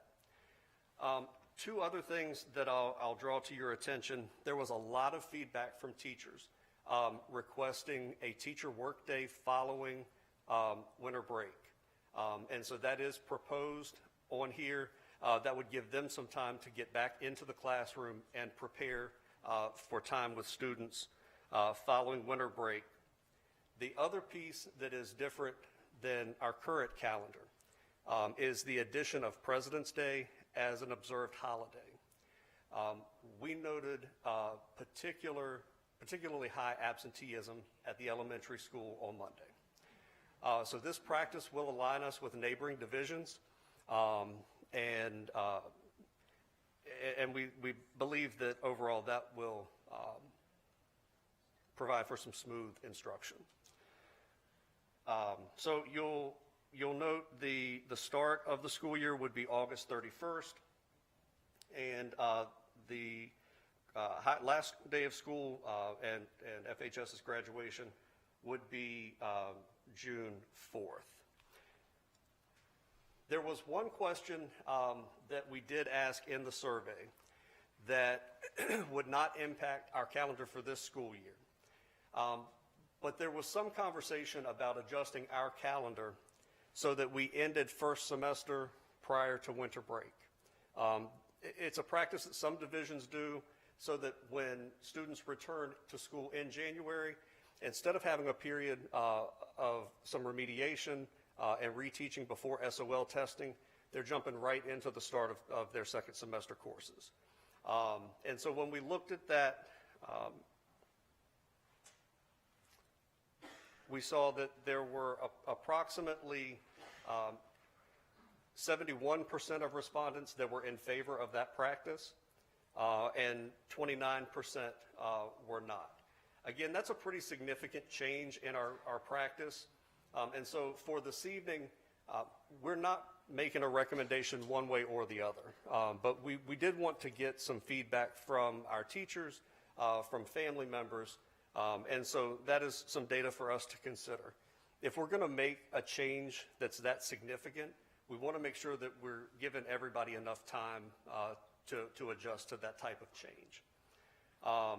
So this evening, this is shared as a first draft. I welcome any questions or comments that you have on what I've shared this evening. Dr. Walks, I do have, I think, two questions. You said, so June 4th, that would be the day, would that be the last day of school for the division period or just the graduates graduating that day? Yes, ma'am. That would be the last day of school for everybody, and we would observe FHS graduation that evening. Okay. And based off of what you have seen, like just based off of talking to the teachers or whatnot, do most of the teachers seem to be in favor of only having the one wellness day?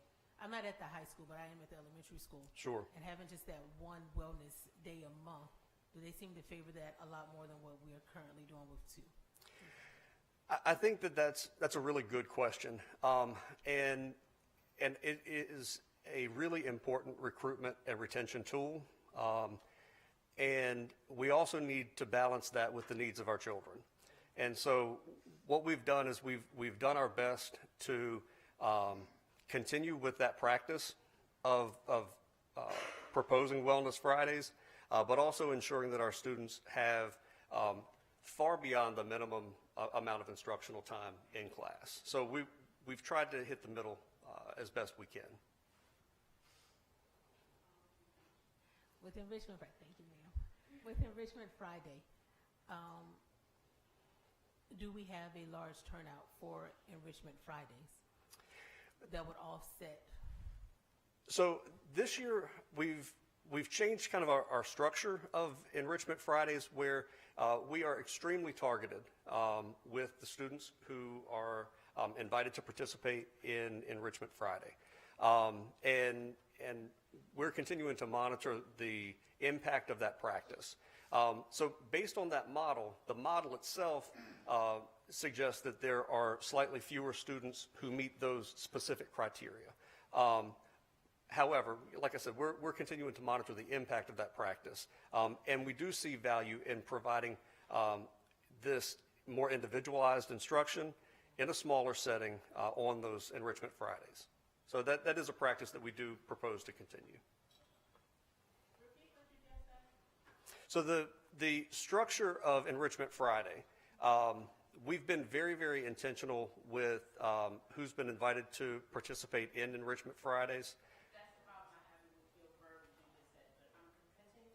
Okay. Because when you're inviting students, just because you're inviting them doesn't necessarily mean that they need them. Because I'm going to tell you this, my grandchildren were invited and they wake up in the morning, Grandma, I don't want to go. I don't even bother because they were invited. It's not mandatory. And I'm telling you this from me. Right. I'm listening. Go ahead. Go ahead. So I think, Ms. Parker, to your question, the structure, and I'd be happy to defer to Ms. Tompkins. Yes, so Enrichment Fridays, it is targeted, but no student is turned away. We also have a gifted component, so there is the remediation component of Enrichment Fridays, and then there is the enrichment for students who are going there who are gifted. So that's the structure, and we do have the attendance, that's what it's been since I've been here at the elementary level. Where we do struggle is at the middle school level. The reason why I'm asking that is because from my understanding, what I just heard was we're not having no more virtual days is number one, thank God. There's a God. Because I don't like it, period. The virtual days. The second one is that we're not having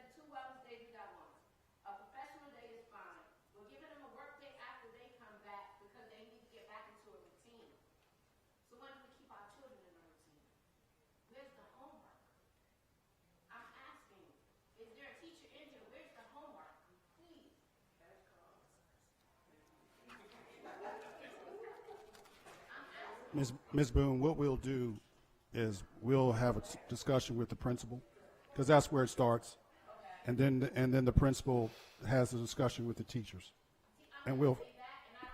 Okay.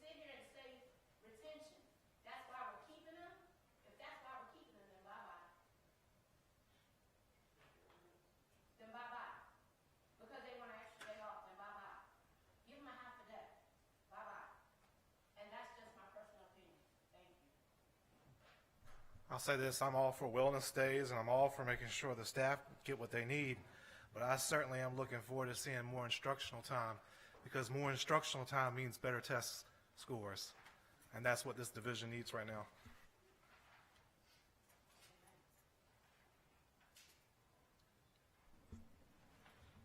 Any other questions this evening? No. I'm ready to go. So this, Come back to us. this was a first read, and we'll come back together in an upcoming board meeting, either with any modifications to what's been shared this evening or requesting a vote based on the calendar that was presented tonight. So more discussion will be had. Yes, ma'am. Okay. Thank you. Ms. Morrison. Madam Chair, School Board, Dr. Carter, and those assembled here, good evening. The first thing I would like to do is go for our second read on the fiscal year 27 next year's school budget. And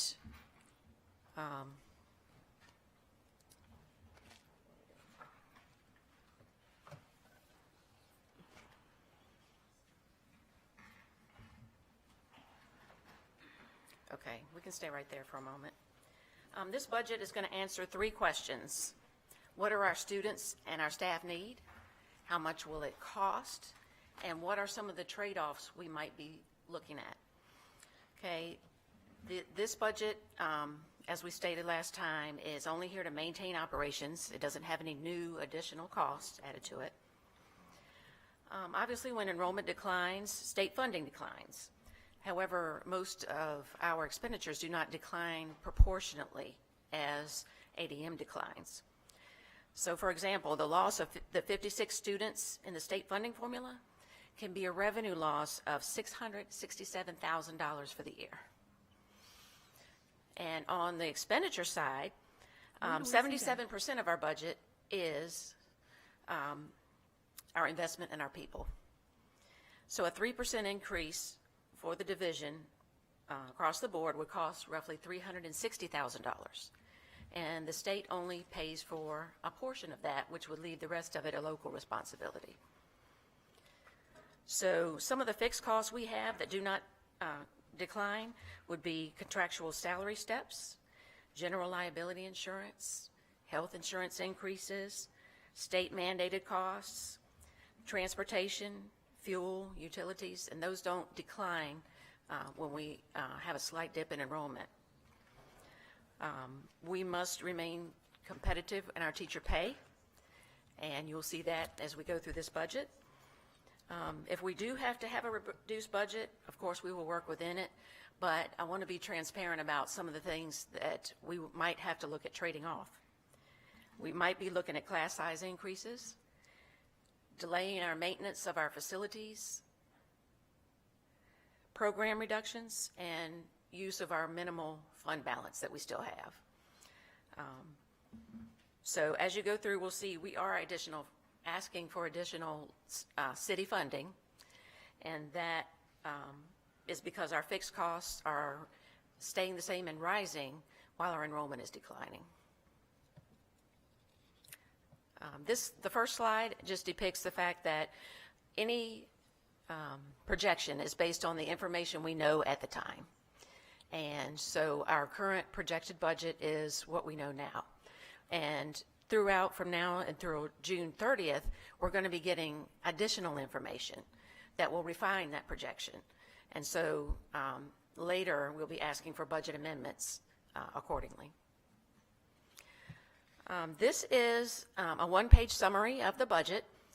It outlines sources of funding and spending plans, money coming in, money going out. Money coming in, looking at state funding, would be $13 million roughly for an ADM of $999, which is a conservative estimate of where we are now. Federal grants came in more this year than we anticipated, so that estimate is higher this year. The VDOE has calculated the required local match for the city to be $4.818 million for next year, and that's based on also $999 for ADM. We are requesting $750,000 for capital expenditures. We all know we have aging infrastructure, and we would like to improve the buildings to improve the overall education. In addition to that, we're asking for $525,000 to assist not only with teacher raises that we're going to get this year, but also step increases for the teachers to remain competitive in the current market, because we don't want to lose our teachers to neighboring divisions. Okay, next slide. I had a request from a board member to get a further breakdown of our expenditures. And so, as you can see here, instruction is the first functional category. I've broken that down into salaries, benefits, the step increase we're asking for, and then we've got purchase services, professional development, materials and supplies, and our joint operations, which is CSEP. So that is how our $14.7 million for instruction breaks down. Admin, attendance, and health, we have a similar breakdown. Pupil transportation is broken down as well into salaries, benefits versus purchase services and materials and supplies. Next slide. This is operations and maintenance. Could you go back to the other screen? Yes, ma'am.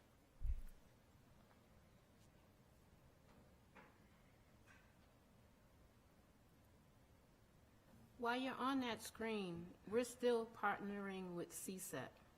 Yes, ma'am. Why? I would have to defer to. Yes. We have students who are there, who need to be there.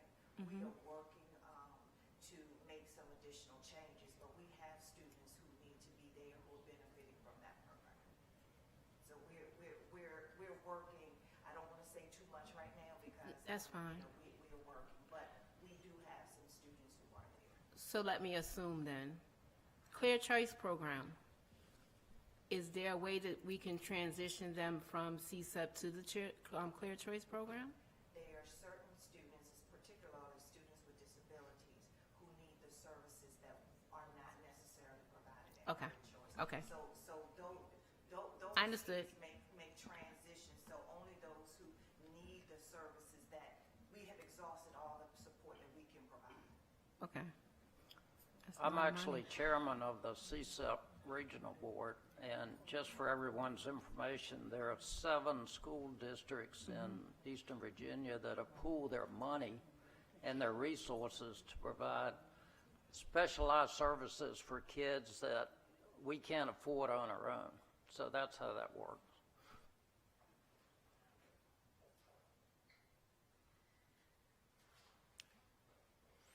So here we have operations and maintenance, parent engagement, the textbooks provided by the state, which has declined with our membership. I've listed the capital improvements separately that we're requesting. And then, of course, technology, salaries, benefits, purchase services, professional development, and some capital purchases, which brings us to the $21.6 million we're asking for our operating fund. Are there any questions on that? Okay. You can go to the next slide. This is our self-sustaining funds, the cafeteria fund, where we've broken out salaries separate from materials and supplies and food, and the textbook fund, which has declined with our expected decline in enrollment. Okay. I had a quick question. Yes.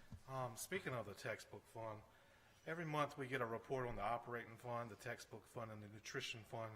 Why do we never see a report on the person center? How much is it costing us, and are we making a profit or is it a deficit? Whereas the center's income and expenses tracked, and how can we see it?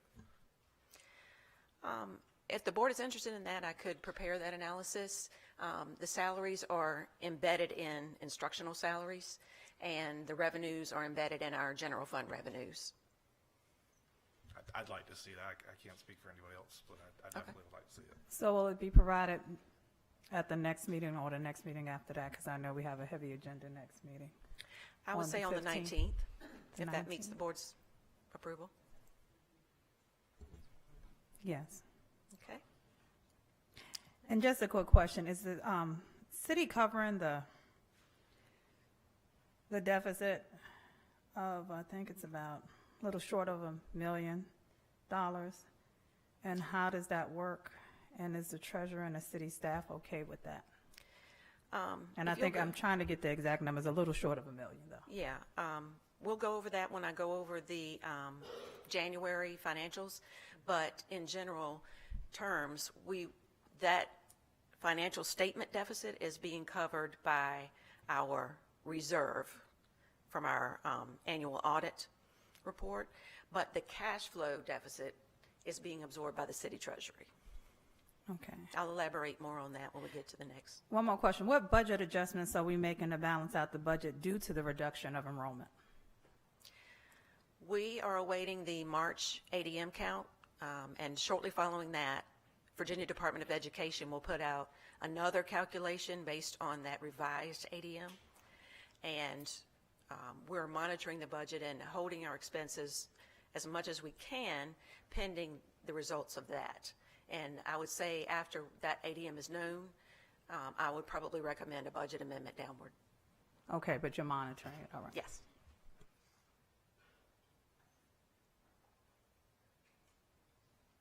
Okay. And this is just a one-page synopsis, operating fund, cafeteria fund, textbook fund in total. This compares the current year's initial budget that was approved in the City Council's ordinance to the initial budget we're requesting this year. So even though our state revenue has gone down by about 5%, as I mentioned, costs do not decline, and not only that, but we have to remain competitive in teacher salaries, and we have maintenance needs in the buildings. So this would be a current increase of 7% from what we requested last year at this time. Questions? So the increase you're saying is so, what did you just say? So we could be competitive with our teachers? Yes, our operating fund is, this proposed budget would increase it by 7%, because even though we have certain fixed costs and the need to be competitive in our salaries, we also are facing the reality of an enrollment decline. And we're asking the city to assist us with that. Okay.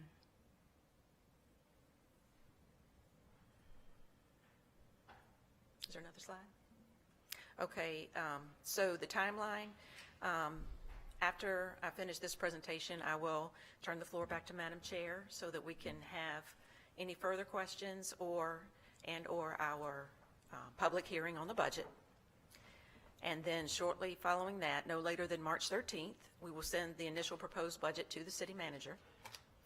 And then in the April-May timeframe, city manager and city council consider their budget as a whole, which includes us, and votes to adopt. And then after they adopt their budget, then probably June, the school board would consider and vote to adopt.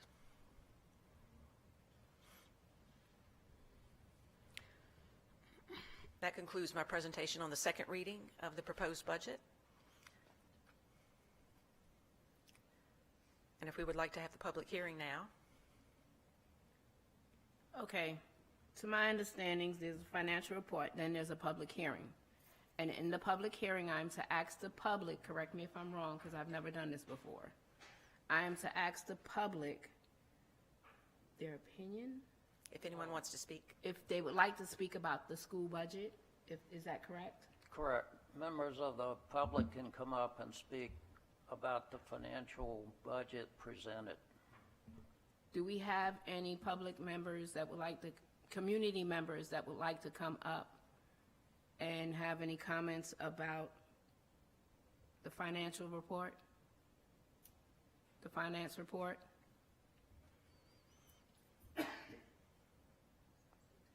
I have to ask 3 times. Do we have any community members that are here that are concerned about the financial reports that have been shown or stated currently?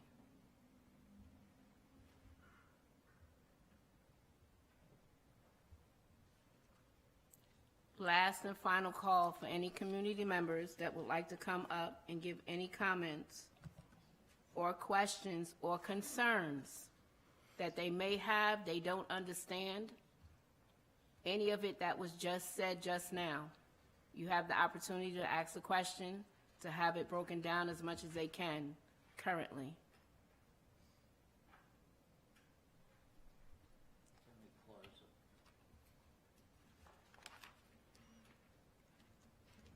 So I am closing the public hearing for any individuals, community members, to ask anything about the financial reports. Thank you, Ms. Morrison. Thank you, Madam Chair. Next, I would like to go over the January financials. Oh, no, I'm sorry. Oh, were there questions? Yes. You were basically stating, it's kind of like a two-part question. You were kind of saying that we're trying to stay competitive with our teachers' salary. Yes. Are we currently equal to what's being paid around our area, or are we a little lower? Has anyone done a compensation study that I could reference? You want to tackle that one, Dr. Minor, or you want me to answer it? Okay, I'll tackle it. I believe we are second to last. I think Southampton is just a little lower than we are, and then they actually surpass us by year 5. But everyone else has us beat.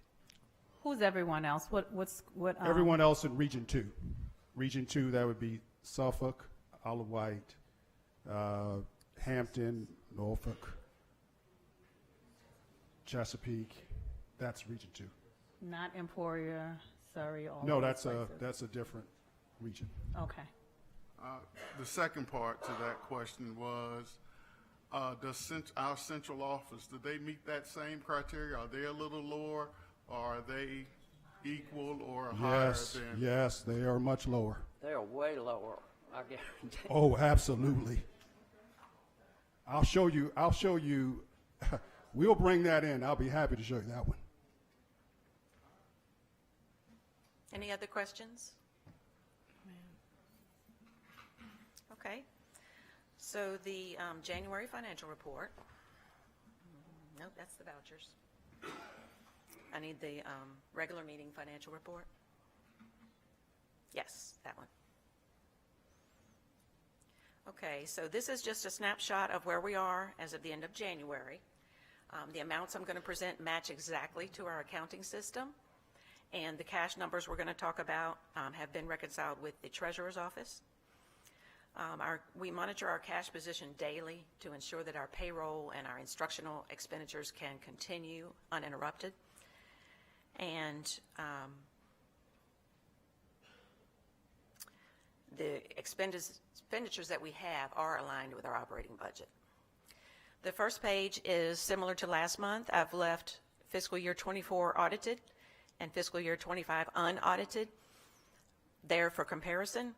So for example, going back to Ms. Bailey's question earlier, at the end of fiscal year 24, we had an ending fund balance of $1,547,341. And once the audit is complete, if this $935,000 changes due to audit adjustments, then that will go against that $1.5 million fund balance that we've accumulated. And so then fiscal year 26, which is also unaudited at this point, is currently showing a negative as well. Again, once it's audited, that amount would go against our existing fund balance. 58% of the year has gone by. Our state revenues have gone down a bit, and we've only collected 57% of our estimated revenues. And we have spent 61% of our budgeted expenditures. We have not been able to record our budgeted grant expenditures as yet. We are waiting for the completion of the fiscal year 2025 audit. All right. That was our operating fund. Here's nutrition. In January, we are showing a slight decline in our anticipated ending fund balance, and that is by design because Virginia Department of Education only allows nutrition funds to have a certain fund balance. I want to say it's 3 months of expenditures. If you have more than that in your available bank account or fund balance, you have to have a corrective action plan to reduce those expenditures down to acceptable levels. So we're purposefully doing that. Next slide. This is a textbook fund. We've spent $46,000 so far this year on textbooks, and we will be bringing forward the $169,000 from last year into this year's budget once the audit is complete. And this is where our overall total lands. We've collected 56% of our revenues and spent 60% of our expenditures. And our total ending fund balance at the end of year 24 is $2.1 million, counting grants, operations, cafeteria, and textbook. Any questions? Okay. This is where we want to talk about our cash position, and we do monitor this every day. In January, we had inflows of $1.692 million. We had outflows of $1.628 million. So for the month of January alone, we had a surplus of $63,000. And comparing that to our existing deficit, that would leave our deficit at $969,175.50. Now, we were expecting the January surplus to be much larger. I have been saying that, next slide, please. I have been saying that we expected some of the components of the state aid only begin paying in January, especially the lottery-funded pieces.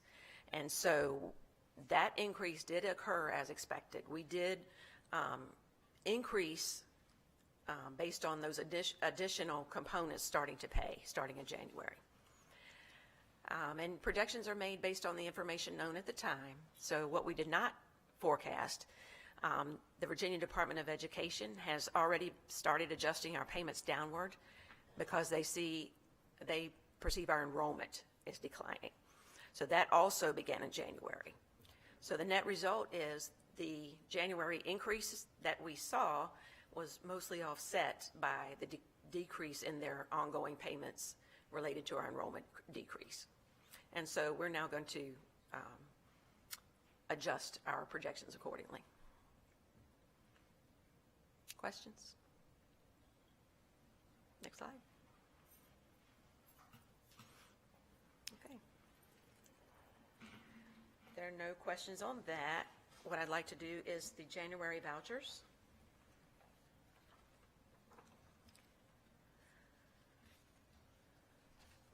The first screen is the cafeteria vouchers from our self-sustaining cafeteria fund for food and materials and supplies.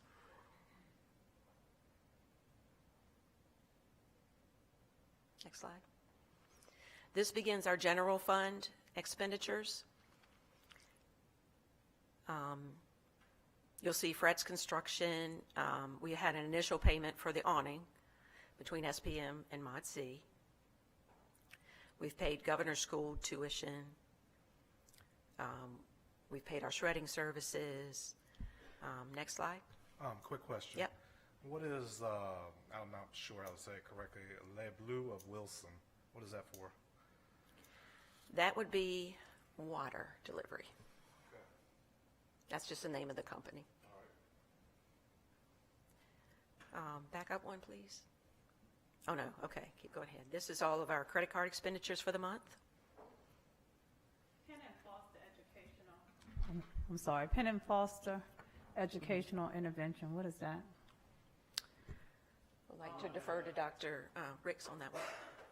Penn Foster Intervention is for at-risk students, opportunity for them to complete their high school diploma online.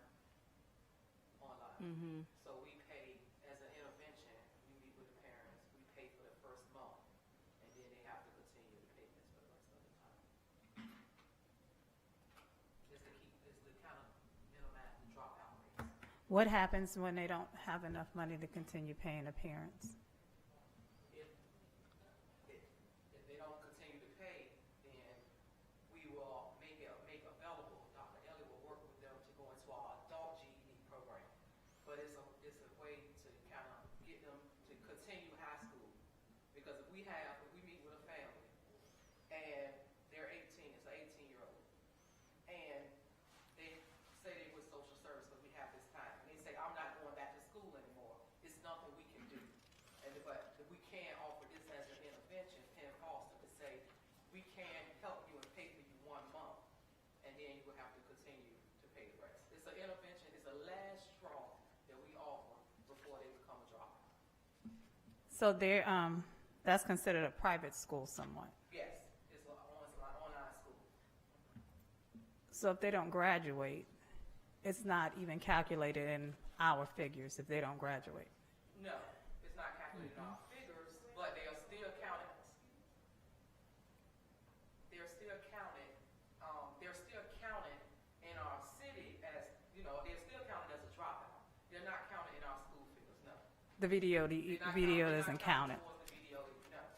But we still offer them the opportunity to stay in contact with Dr. Elliott to go through the GED program, because that's the only other option if they don't complete it. So they're in high school and we ask them, do they want, how does that program, how does it work? Well, the program we pretty much went through every intervention. We offered clear choice. We've offered modified and planning. It's going to be modified instructional plans. It's pretty much the last straw. And they tell us, I don't care what you say, I'm not going back to school when I turn 18. And a lot of them, social service are in those meetings with us because that may be their guardianship. So they tell us, my birthday, June, and it's not a lot of kids, it's not many. But if they tell us they're not going back, we say, well, we offer you Penn Foster, and we compensate it for a month, which you stay in. It's about $40 a month. The initial fee is $62 a month. So we pay that $62. Some students are the students that we have put in the program, they're still in the program. So it doesn't hurt our dropout rate because they're immediately taken out and put into to a private school. Transfer, and that's the last result, so that they're not on the streets doing anything. So that's the last thing we can offer. If they tell us they don't want to come to school when they turn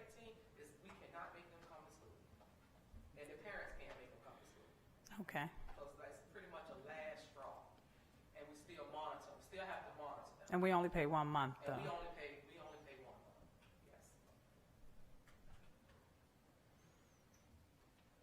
Any other questions on this page? Yes, ma'am.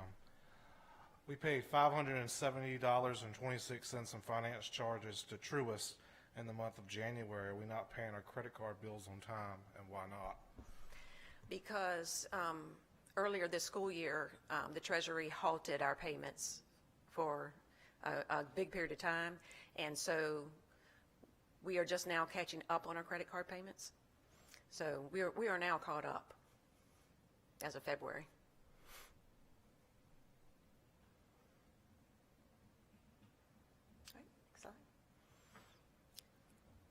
All right. The Truist Equipment Finance is the energy management lease payment. What equipment? The Truist Equipment Finance, you just mentioned energy management. What equipment is that? That is, dates back to 2013 when the existing, The contract I asked for? yes. Okay, okay. So it's energy saving monitoring equipment. And we haven't found a loophole or something to get rid of, is anyone coming out and even checking this equipment or anything? I have you notes from my guys- predecessor indicating that they did consult legal regarding this, and it was determined not to be feasible to pursue it. So I mean, have they even come and dust off whatever the equipment is? Because let's be realistic, our schools are falling apart, so I'm sure if this is from 2013, there's a screw that needs to be tightened on that also. So They has come- anyone come and sorry. tightened that screw on there? Handle that, Dr. Walters. Yes. So some of the work that was completed back in 2013 included things like the installation of the PTAC units at Franklin High School. So those are the HVAC units like you would see in a typical hotel. So I think there was the reasoning in installing some of those pieces did not live longer than the lease for that equipment. And so that's part of what we're having to deal with now. A PTAC unit is maybe going to last 7 years, yeah, 7 8 years. to 10 if you're really living around. If they're well maintained, the Correct. maintenance on them. So a lot of the work that was done related to practices such as that. And so in terms of what was done, it's my understanding that that's why when the division considered legal action, that the attorney said that there really wasn't a whole lot that could be done. When was the last time we contacted legal? When was that done? When was that consultation had between us and legal? 2022. The legal, The one that I saw in my predecessor's notes was 2022. do we know anything about the legal people we consulted with? Were they aggressive? Were they specializing in that area? Do we want to consider I can send you all of the files that related to it and the sequencing of, so ABM Company, which was the original company, went out of business. And so that's when they transferred us to SunTrust Leasing Services as a servicer, and now it's Truist Equipment Services. So I do have documentation from my predecessor on exactly what legal actions were taken and when. I'll be glad to send that out to the board.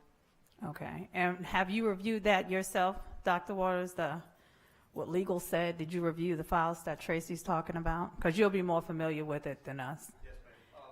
So again, I've taken a look at what information was available to me, and I can see that the division did pursue consultations with legal resources. And again, based on the notes that I'm seeing in files I've had access to, they weren't able to move forward with any additional action.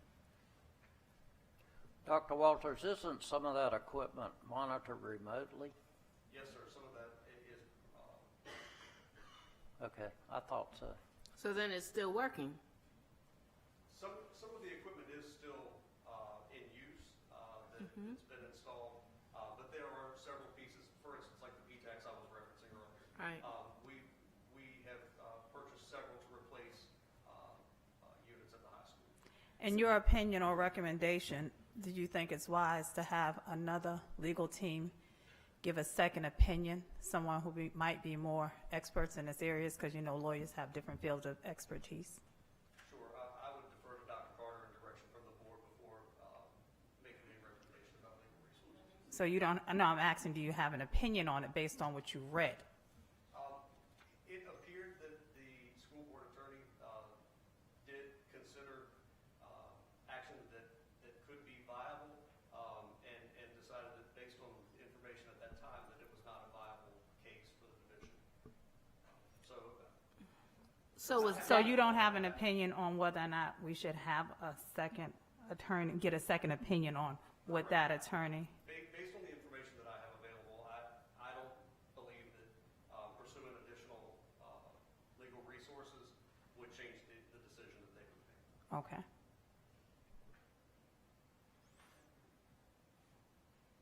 Any other questions? Yes, because I beg to differ on that, because this account has changed over 3 different times. From SunTrust, from someone that went out of business, to SunTrust, to somebody else, and now to Truitt's. Isn't it, I mean, to me, it's like a collection agency. So we're paying for something that half works, that doesn't half work. Why are we continue to paying for it? So the best way that I can explain this is it's similar to a mortgage. Over time, things break down in your home. You don't stop paying your mortgage just because Right. that's broken down. Now, it may encourage you to make different decisions moving forward. about Correct. Whether you're going to hire that same contractor, right? But in terms of the agreement that was established back in 2013, it doesn't appear, from my opinion, that there is a different avenue for us to pursue other than being mindful if we were to enter into similar agreements moving forward. Okay, so one more question on this. And I understand you said 2013, but a lot of the things, and I'm going to bring the roof into this, we get warranties, do we not? Correct. So because the first place went out of business, doesn't the second adopt the warranty that was from the initial user, or they don't? They would, as long as there's still life on the warranty. They initially promised certain electricity savings, and I believe the staff in 2022 did not believe that we had realized the savings that were promised. Was those savings in writing? Yes. So then we need to review it again. If they didn't deliver on their part of the contract, which was in writing, we may have a loophole? You know, I wouldn't be opposed to retaining a counsel to look at it. You know, I don't know if there's any statute of limitations that might apply. I mean, if we it's could in do that. writing. Yeah, we could do that. Okay. Ooh. Yes. Up to you, Ms. Tracy. The questions? For this page, can you go back real quick? We spent $8,200 for the yonder locking phone pouches. Are we still How doing much have we spent on phone pouches over the last year, and is it currently working? You want to hand that one to Dr. Walters? Yes, sir. I can give a total. I don't have the total from last year just right offhand, but I believe that it was approximately 20,000 last year, approximately. So this purchase of $8,200 was to replenish what was either broken or unusable, lost. And then my other question is, we spent nearly $8,000 in the month of January on legal services. I know you can't necessarily go into what it was for, but can you elaborate on that any? And could they possibly provide us services for our school board meetings, the Williams-Mullen? I'm not sure I have an answer. That was something that you guys would have to decide on as far as services. But of course, you know, anytime you have any type of disputes, then of course you call them in to handle it. And it could be anything. Back to something you said, Dr. Walters, about that figure for last year's for the locking foam pouches. Please get that, because I would like to ask, is it effective? Is it worth to continue to do? We really need to look at that as a board as well. Thank you.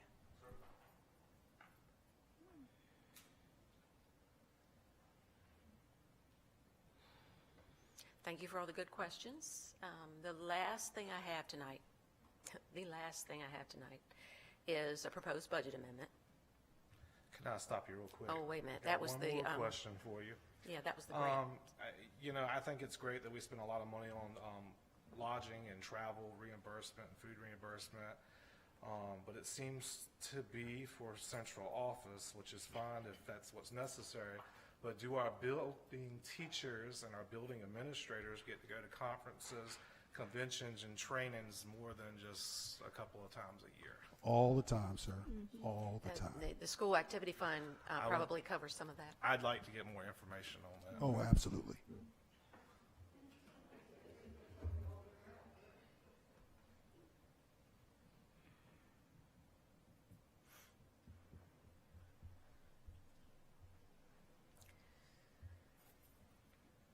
Okay, so this is a proposed budget amendment for the current fiscal year. We received a mathematics innovation grant from the Virginia Department of Education, $152,357. And it is designed to purchase high-quality instructional materials and related professional learning, along with creation of micro-credentials. And we were selected based on our current school data and criteria, as was listed in the grant application. So the funds technically have to be spent by June 30th of this year. However, there is a fairly detailed process to request extensions to that amount, and it appears to me that they do expect districts to request exceptions to that. I recommend that this budget amendment be approved as presented. It's not asking for any money. We've already received this cash in our bank. Madam Chair, I move that we approve Budget Amendment BA 26-006. We have a motion. Do we have a second? I second. With having that second with the vote, Mr. Alsbrook, is there any discussion? Now we proceed to the vote. Mr. Alsbrook? Yay. Mr. Grant? Yay. Parker? Bailey? Yay. Holt? Yes. Boone, yes. If there are no questions, that is it from me. Thank you very much. And that's it for me, Madam Chair. That's it for me, Madam Chair. Okay. Thank you, Dr. Carter. What do you say now? Be nice.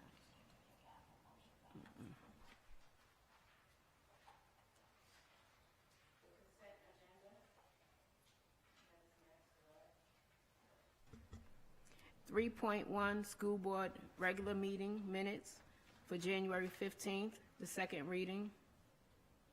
We do need a motion. Madam Chair, I move that we approve the meeting minutes for January 15th, 2026. We have a motion. Thank you. Any discussion? Yes. On the 15th. And Mr. Grant. With that being said, 1, 2. We don't have a quorum for that vote, so that actually has to go on the next agenda. And the reason why we don't have a quorum for that vote, that this second reading, is because on January 15th, 3 of our school board members were not here, and we only have 6, so that would make it a tie, and we cannot have a tie, so we need to move that to our next meeting. Correct. No, we don't have a quorum, because 3 wouldn't be able to vote. Exactly.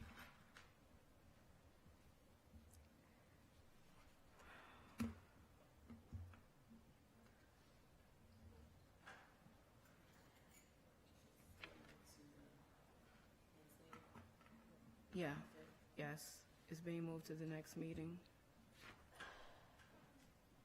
Number 4.1,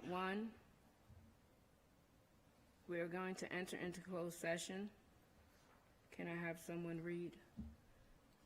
In accordance with 2.2-3711 of the Code of Virginia, I move that the Franklin City School Board enter into a closed session to discuss and evaluate matters related to supplemental employment and resignations pursuant to Virginia Code Section 2.2-3711 Alpha 1. Second. Any discussion? Mr. Osbrook? Yes. Grant? Yes. Parker? Bailey? Yay. Yes. God, I forgot his name. Holt and Boone, yes. We're not in closed session.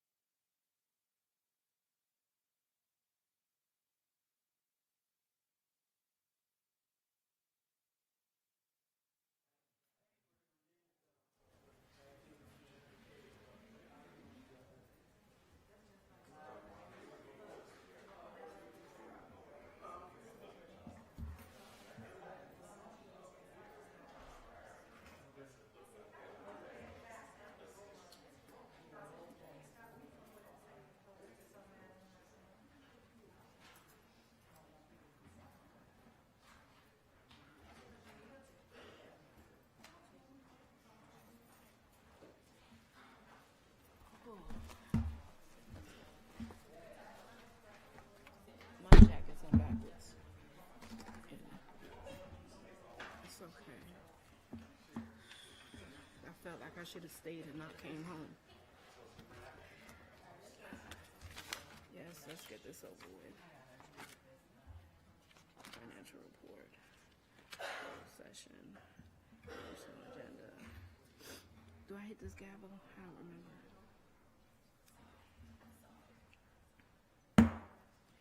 remember. The closed session has concluded. We are now returning to open session.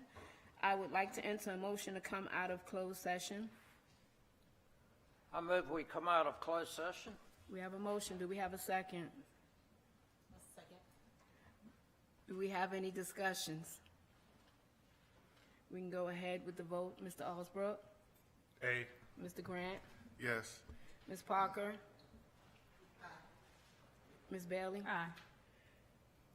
Mr. Holt? Yes. Ms. Boone, yes. Certification by the school board? Whereas the Franklin City School Board has convened a closed meeting on this date pursuant to an affirmative recorded vote and in accordance with the provisions of the Virginia Freedom of Information Act, and whereas Section 2.2-3712 Delta of the Code of Virginia requires a certification by this school board that such closed meeting was conducted in conformity with Virginia law, and now therefore be it resolved that the Franklin City School Board hereby certifies that to the best of each member's knowledge, 1, only public business matters lawfully exempted by Virginia law were discussed in the closed meeting to which this certification applies, and 2, only such public business matters as were identified in the motion convening the closed meeting were heard, discussed, or considered. Do we have a second? Second. Any discussion? For the vote, Mr. Alsbrook? Yes. Mr. Grant? Aye. Ms. Parker? Aye. Ms. Bailey? Aye. Mr. Holt? Aye. Ms. Boone? Aye. Madam Chair, I move that we accept the personnel agenda as presented. We have a motion. Do we have a second? A second. Do we have any discussions? Proceeding with the votes, Mr. Albrook? Yes. Mr. Grant? Aye. Ms. Parker? Ms. Bailey? Aye. Mr. Holt? Aye. Ms. Boone? Aye. Citizens' time. To my understandings, we have 2 here tonight for citizens' time. Is that correct, Ms. B? And our first one is, if I could, April Edwards. Yes, Ms. Edwards.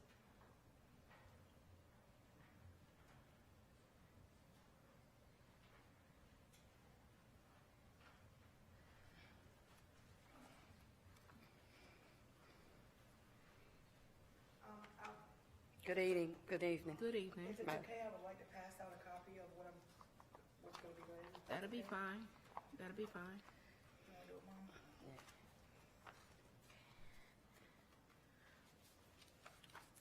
I'm her mother, and I'm reading it for her. Yes, ma'am. Mm-hmm.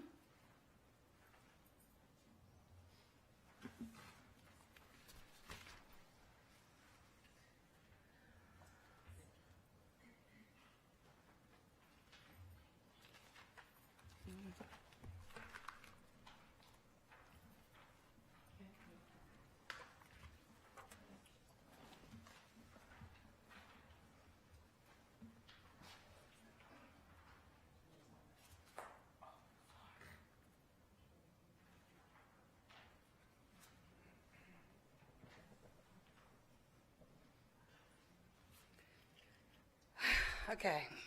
Like I said, good evening.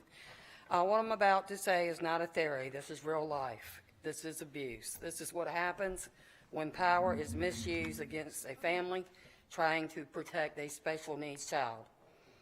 My son Elijah is a 6-year-old special needs child. After I spoke up and advocated for him, retaliation happened. A school board member took it upon himself to become my son's foster parent. This is a direct conflict of interest. When they realized I had uncovered this, my son was suddenly removed from that foster placement and placed into a sponsored residential facility instead, not because it was in his best interest, but because I found out. The superintendent was aware, the school board was aware, and instead of stopping it, they allowed it. Fraudulent truancy charges continued in court, false statements were signed off on, and a 6-year-old special needs child was taken away from his family. This is not some mistake on paper. This is not an accident. This is not a misunderstanding. This is a cover-up. This is the continued abuse of power and position that has been happening for years, and it is destroying real families and hurting special needs children. People are afraid to speak up because they see what happens to the ones who do. I am living that nightmare right now. The very bully we claim to protect children from still holds the power to destroy a 6-year-old vulnerable child, a special needs, autistic, nonverbal, deaf child, and to abuse his family into silence. There is nowhere to turn, and it continues. It is not hidden. It's happening in plain sight, and no one does anything. They ignore state and federal laws. They ignore disability protections under the ADA and Section 504. They claim to provide special education services, but in reality, children are placed anywhere just to capture the grant money that comes with them. The funding follows the child, but the care does not. Instead, these children and their families are abused by the very system that is supposed to protect them. I understand budgets are tight. I understand there are funding gaps.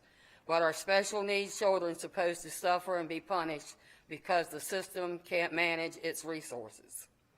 There are grants meant to support special needs children. When that money is misplaced, misused, or treated as a number instead of a lifeline, the children suffer and families are blamed. So let me ask this plainly. Is this what Franklin City does to parents who speak up? Is this what happens when a mother advocates for her special needs child? You take her child away. This is the board we are supposed to trust. A superintendent who knows statements were false and still signed them still stands at the head of the system. He stands here with authority, protected by position, acting as if the very bully we claim to protect our children from. This power being used to harm, not to protect. This is abuse of authority, and the consequences are being carried by a 6-year-old special needs child. This is the reality. This is the damage. And this is what this system has allowed to happen and what is still allowing to happen today. Because of this, I am demanding immediate corrective action, an independent investigation, and the immediate return of my son to his family. No child should be punished for parents who speak up, and no system should be allowed to hide abuse behind paperwork and titles. If this board stands for children, then today is the day you prove it, not with words, but with action. Investigate this, stop the retaliation, and fix what you have allowed to continue. Everything I have stated here today is now on record. This board has notice of it. What happens next is a choice. Thank you. I have one copy of paperwork that follows this, so it's just not a speech, but it's, in fact, I would like to present to you, please.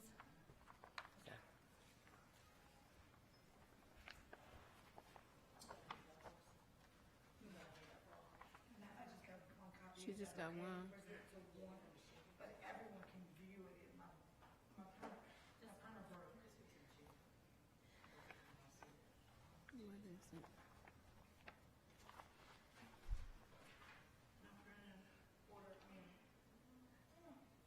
This is the record, recordings of record at the court where it states May 7th, and it states Chin's truancy. If it's okay with the board chair. Yes, it pass has. it I'm around gonna to give each it to person, you. so each person can have it. This is my approval. Also approved Dr. Ricks on May 7th. This is what? That's my homeschool approval. Homeschool approval. Approved it at homeschool approval. The same day they tried to put the truancy in place to take my son. This is my foster care plan. Dr. Harris had my son.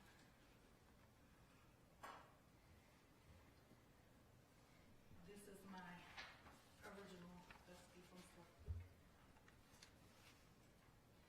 is an email of Dr.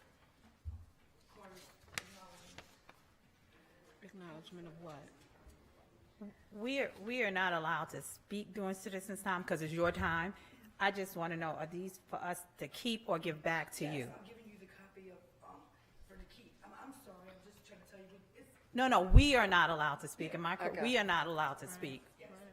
To speak back. And I do have more, but that's the most important.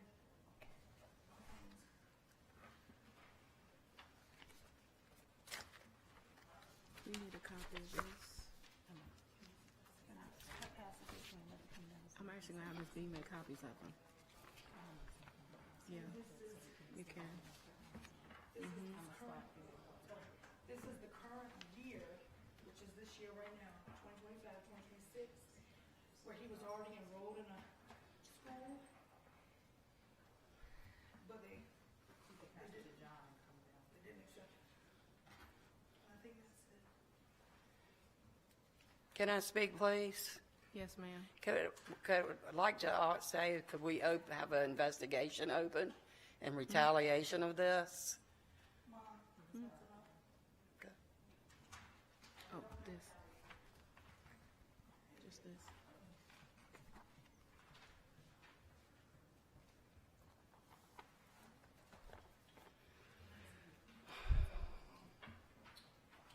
I'm sorry, I don't have copies for everyone.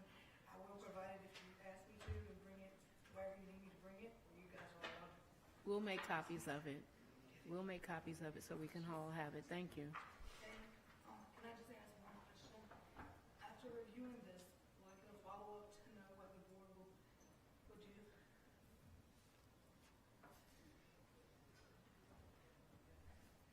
Did she give us that? Did she give us this also? This is your copy. Okay, okay. I have another copy if you need it. I'm sorry, Ms. Edwards. You will get a response back from us, and I do appreciate this, and I'm going to say this.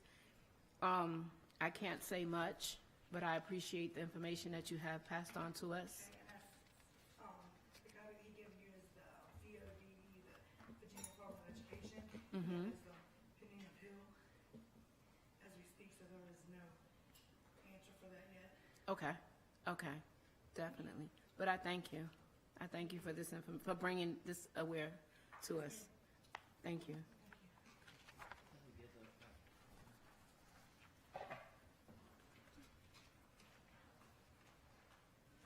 Mhm.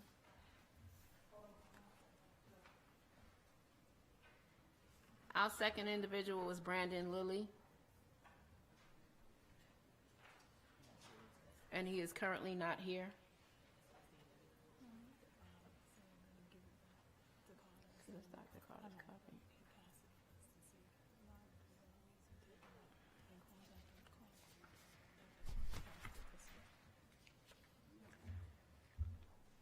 Next on our agenda, school board presentation, announcements, comments.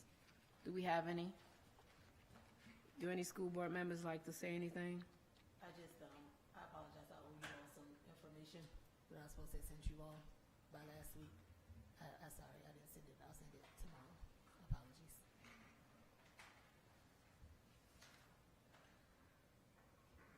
That was the information, I'm sorry.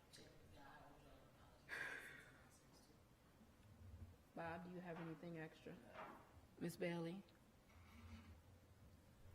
No. Mr. Kent? Mr. Allsbrook?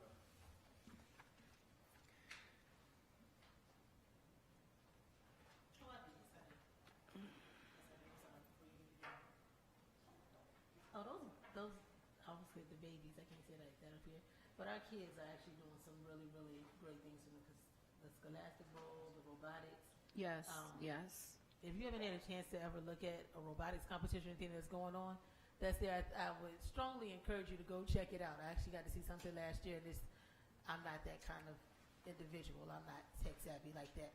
But they do some really great things. I'm actually happy to see the things that the students are participating in and doing. Even for the girls for basketball, I can only shoot granny shots and I still can't make it. So I'm very proud of what our kids are doing. And if we don't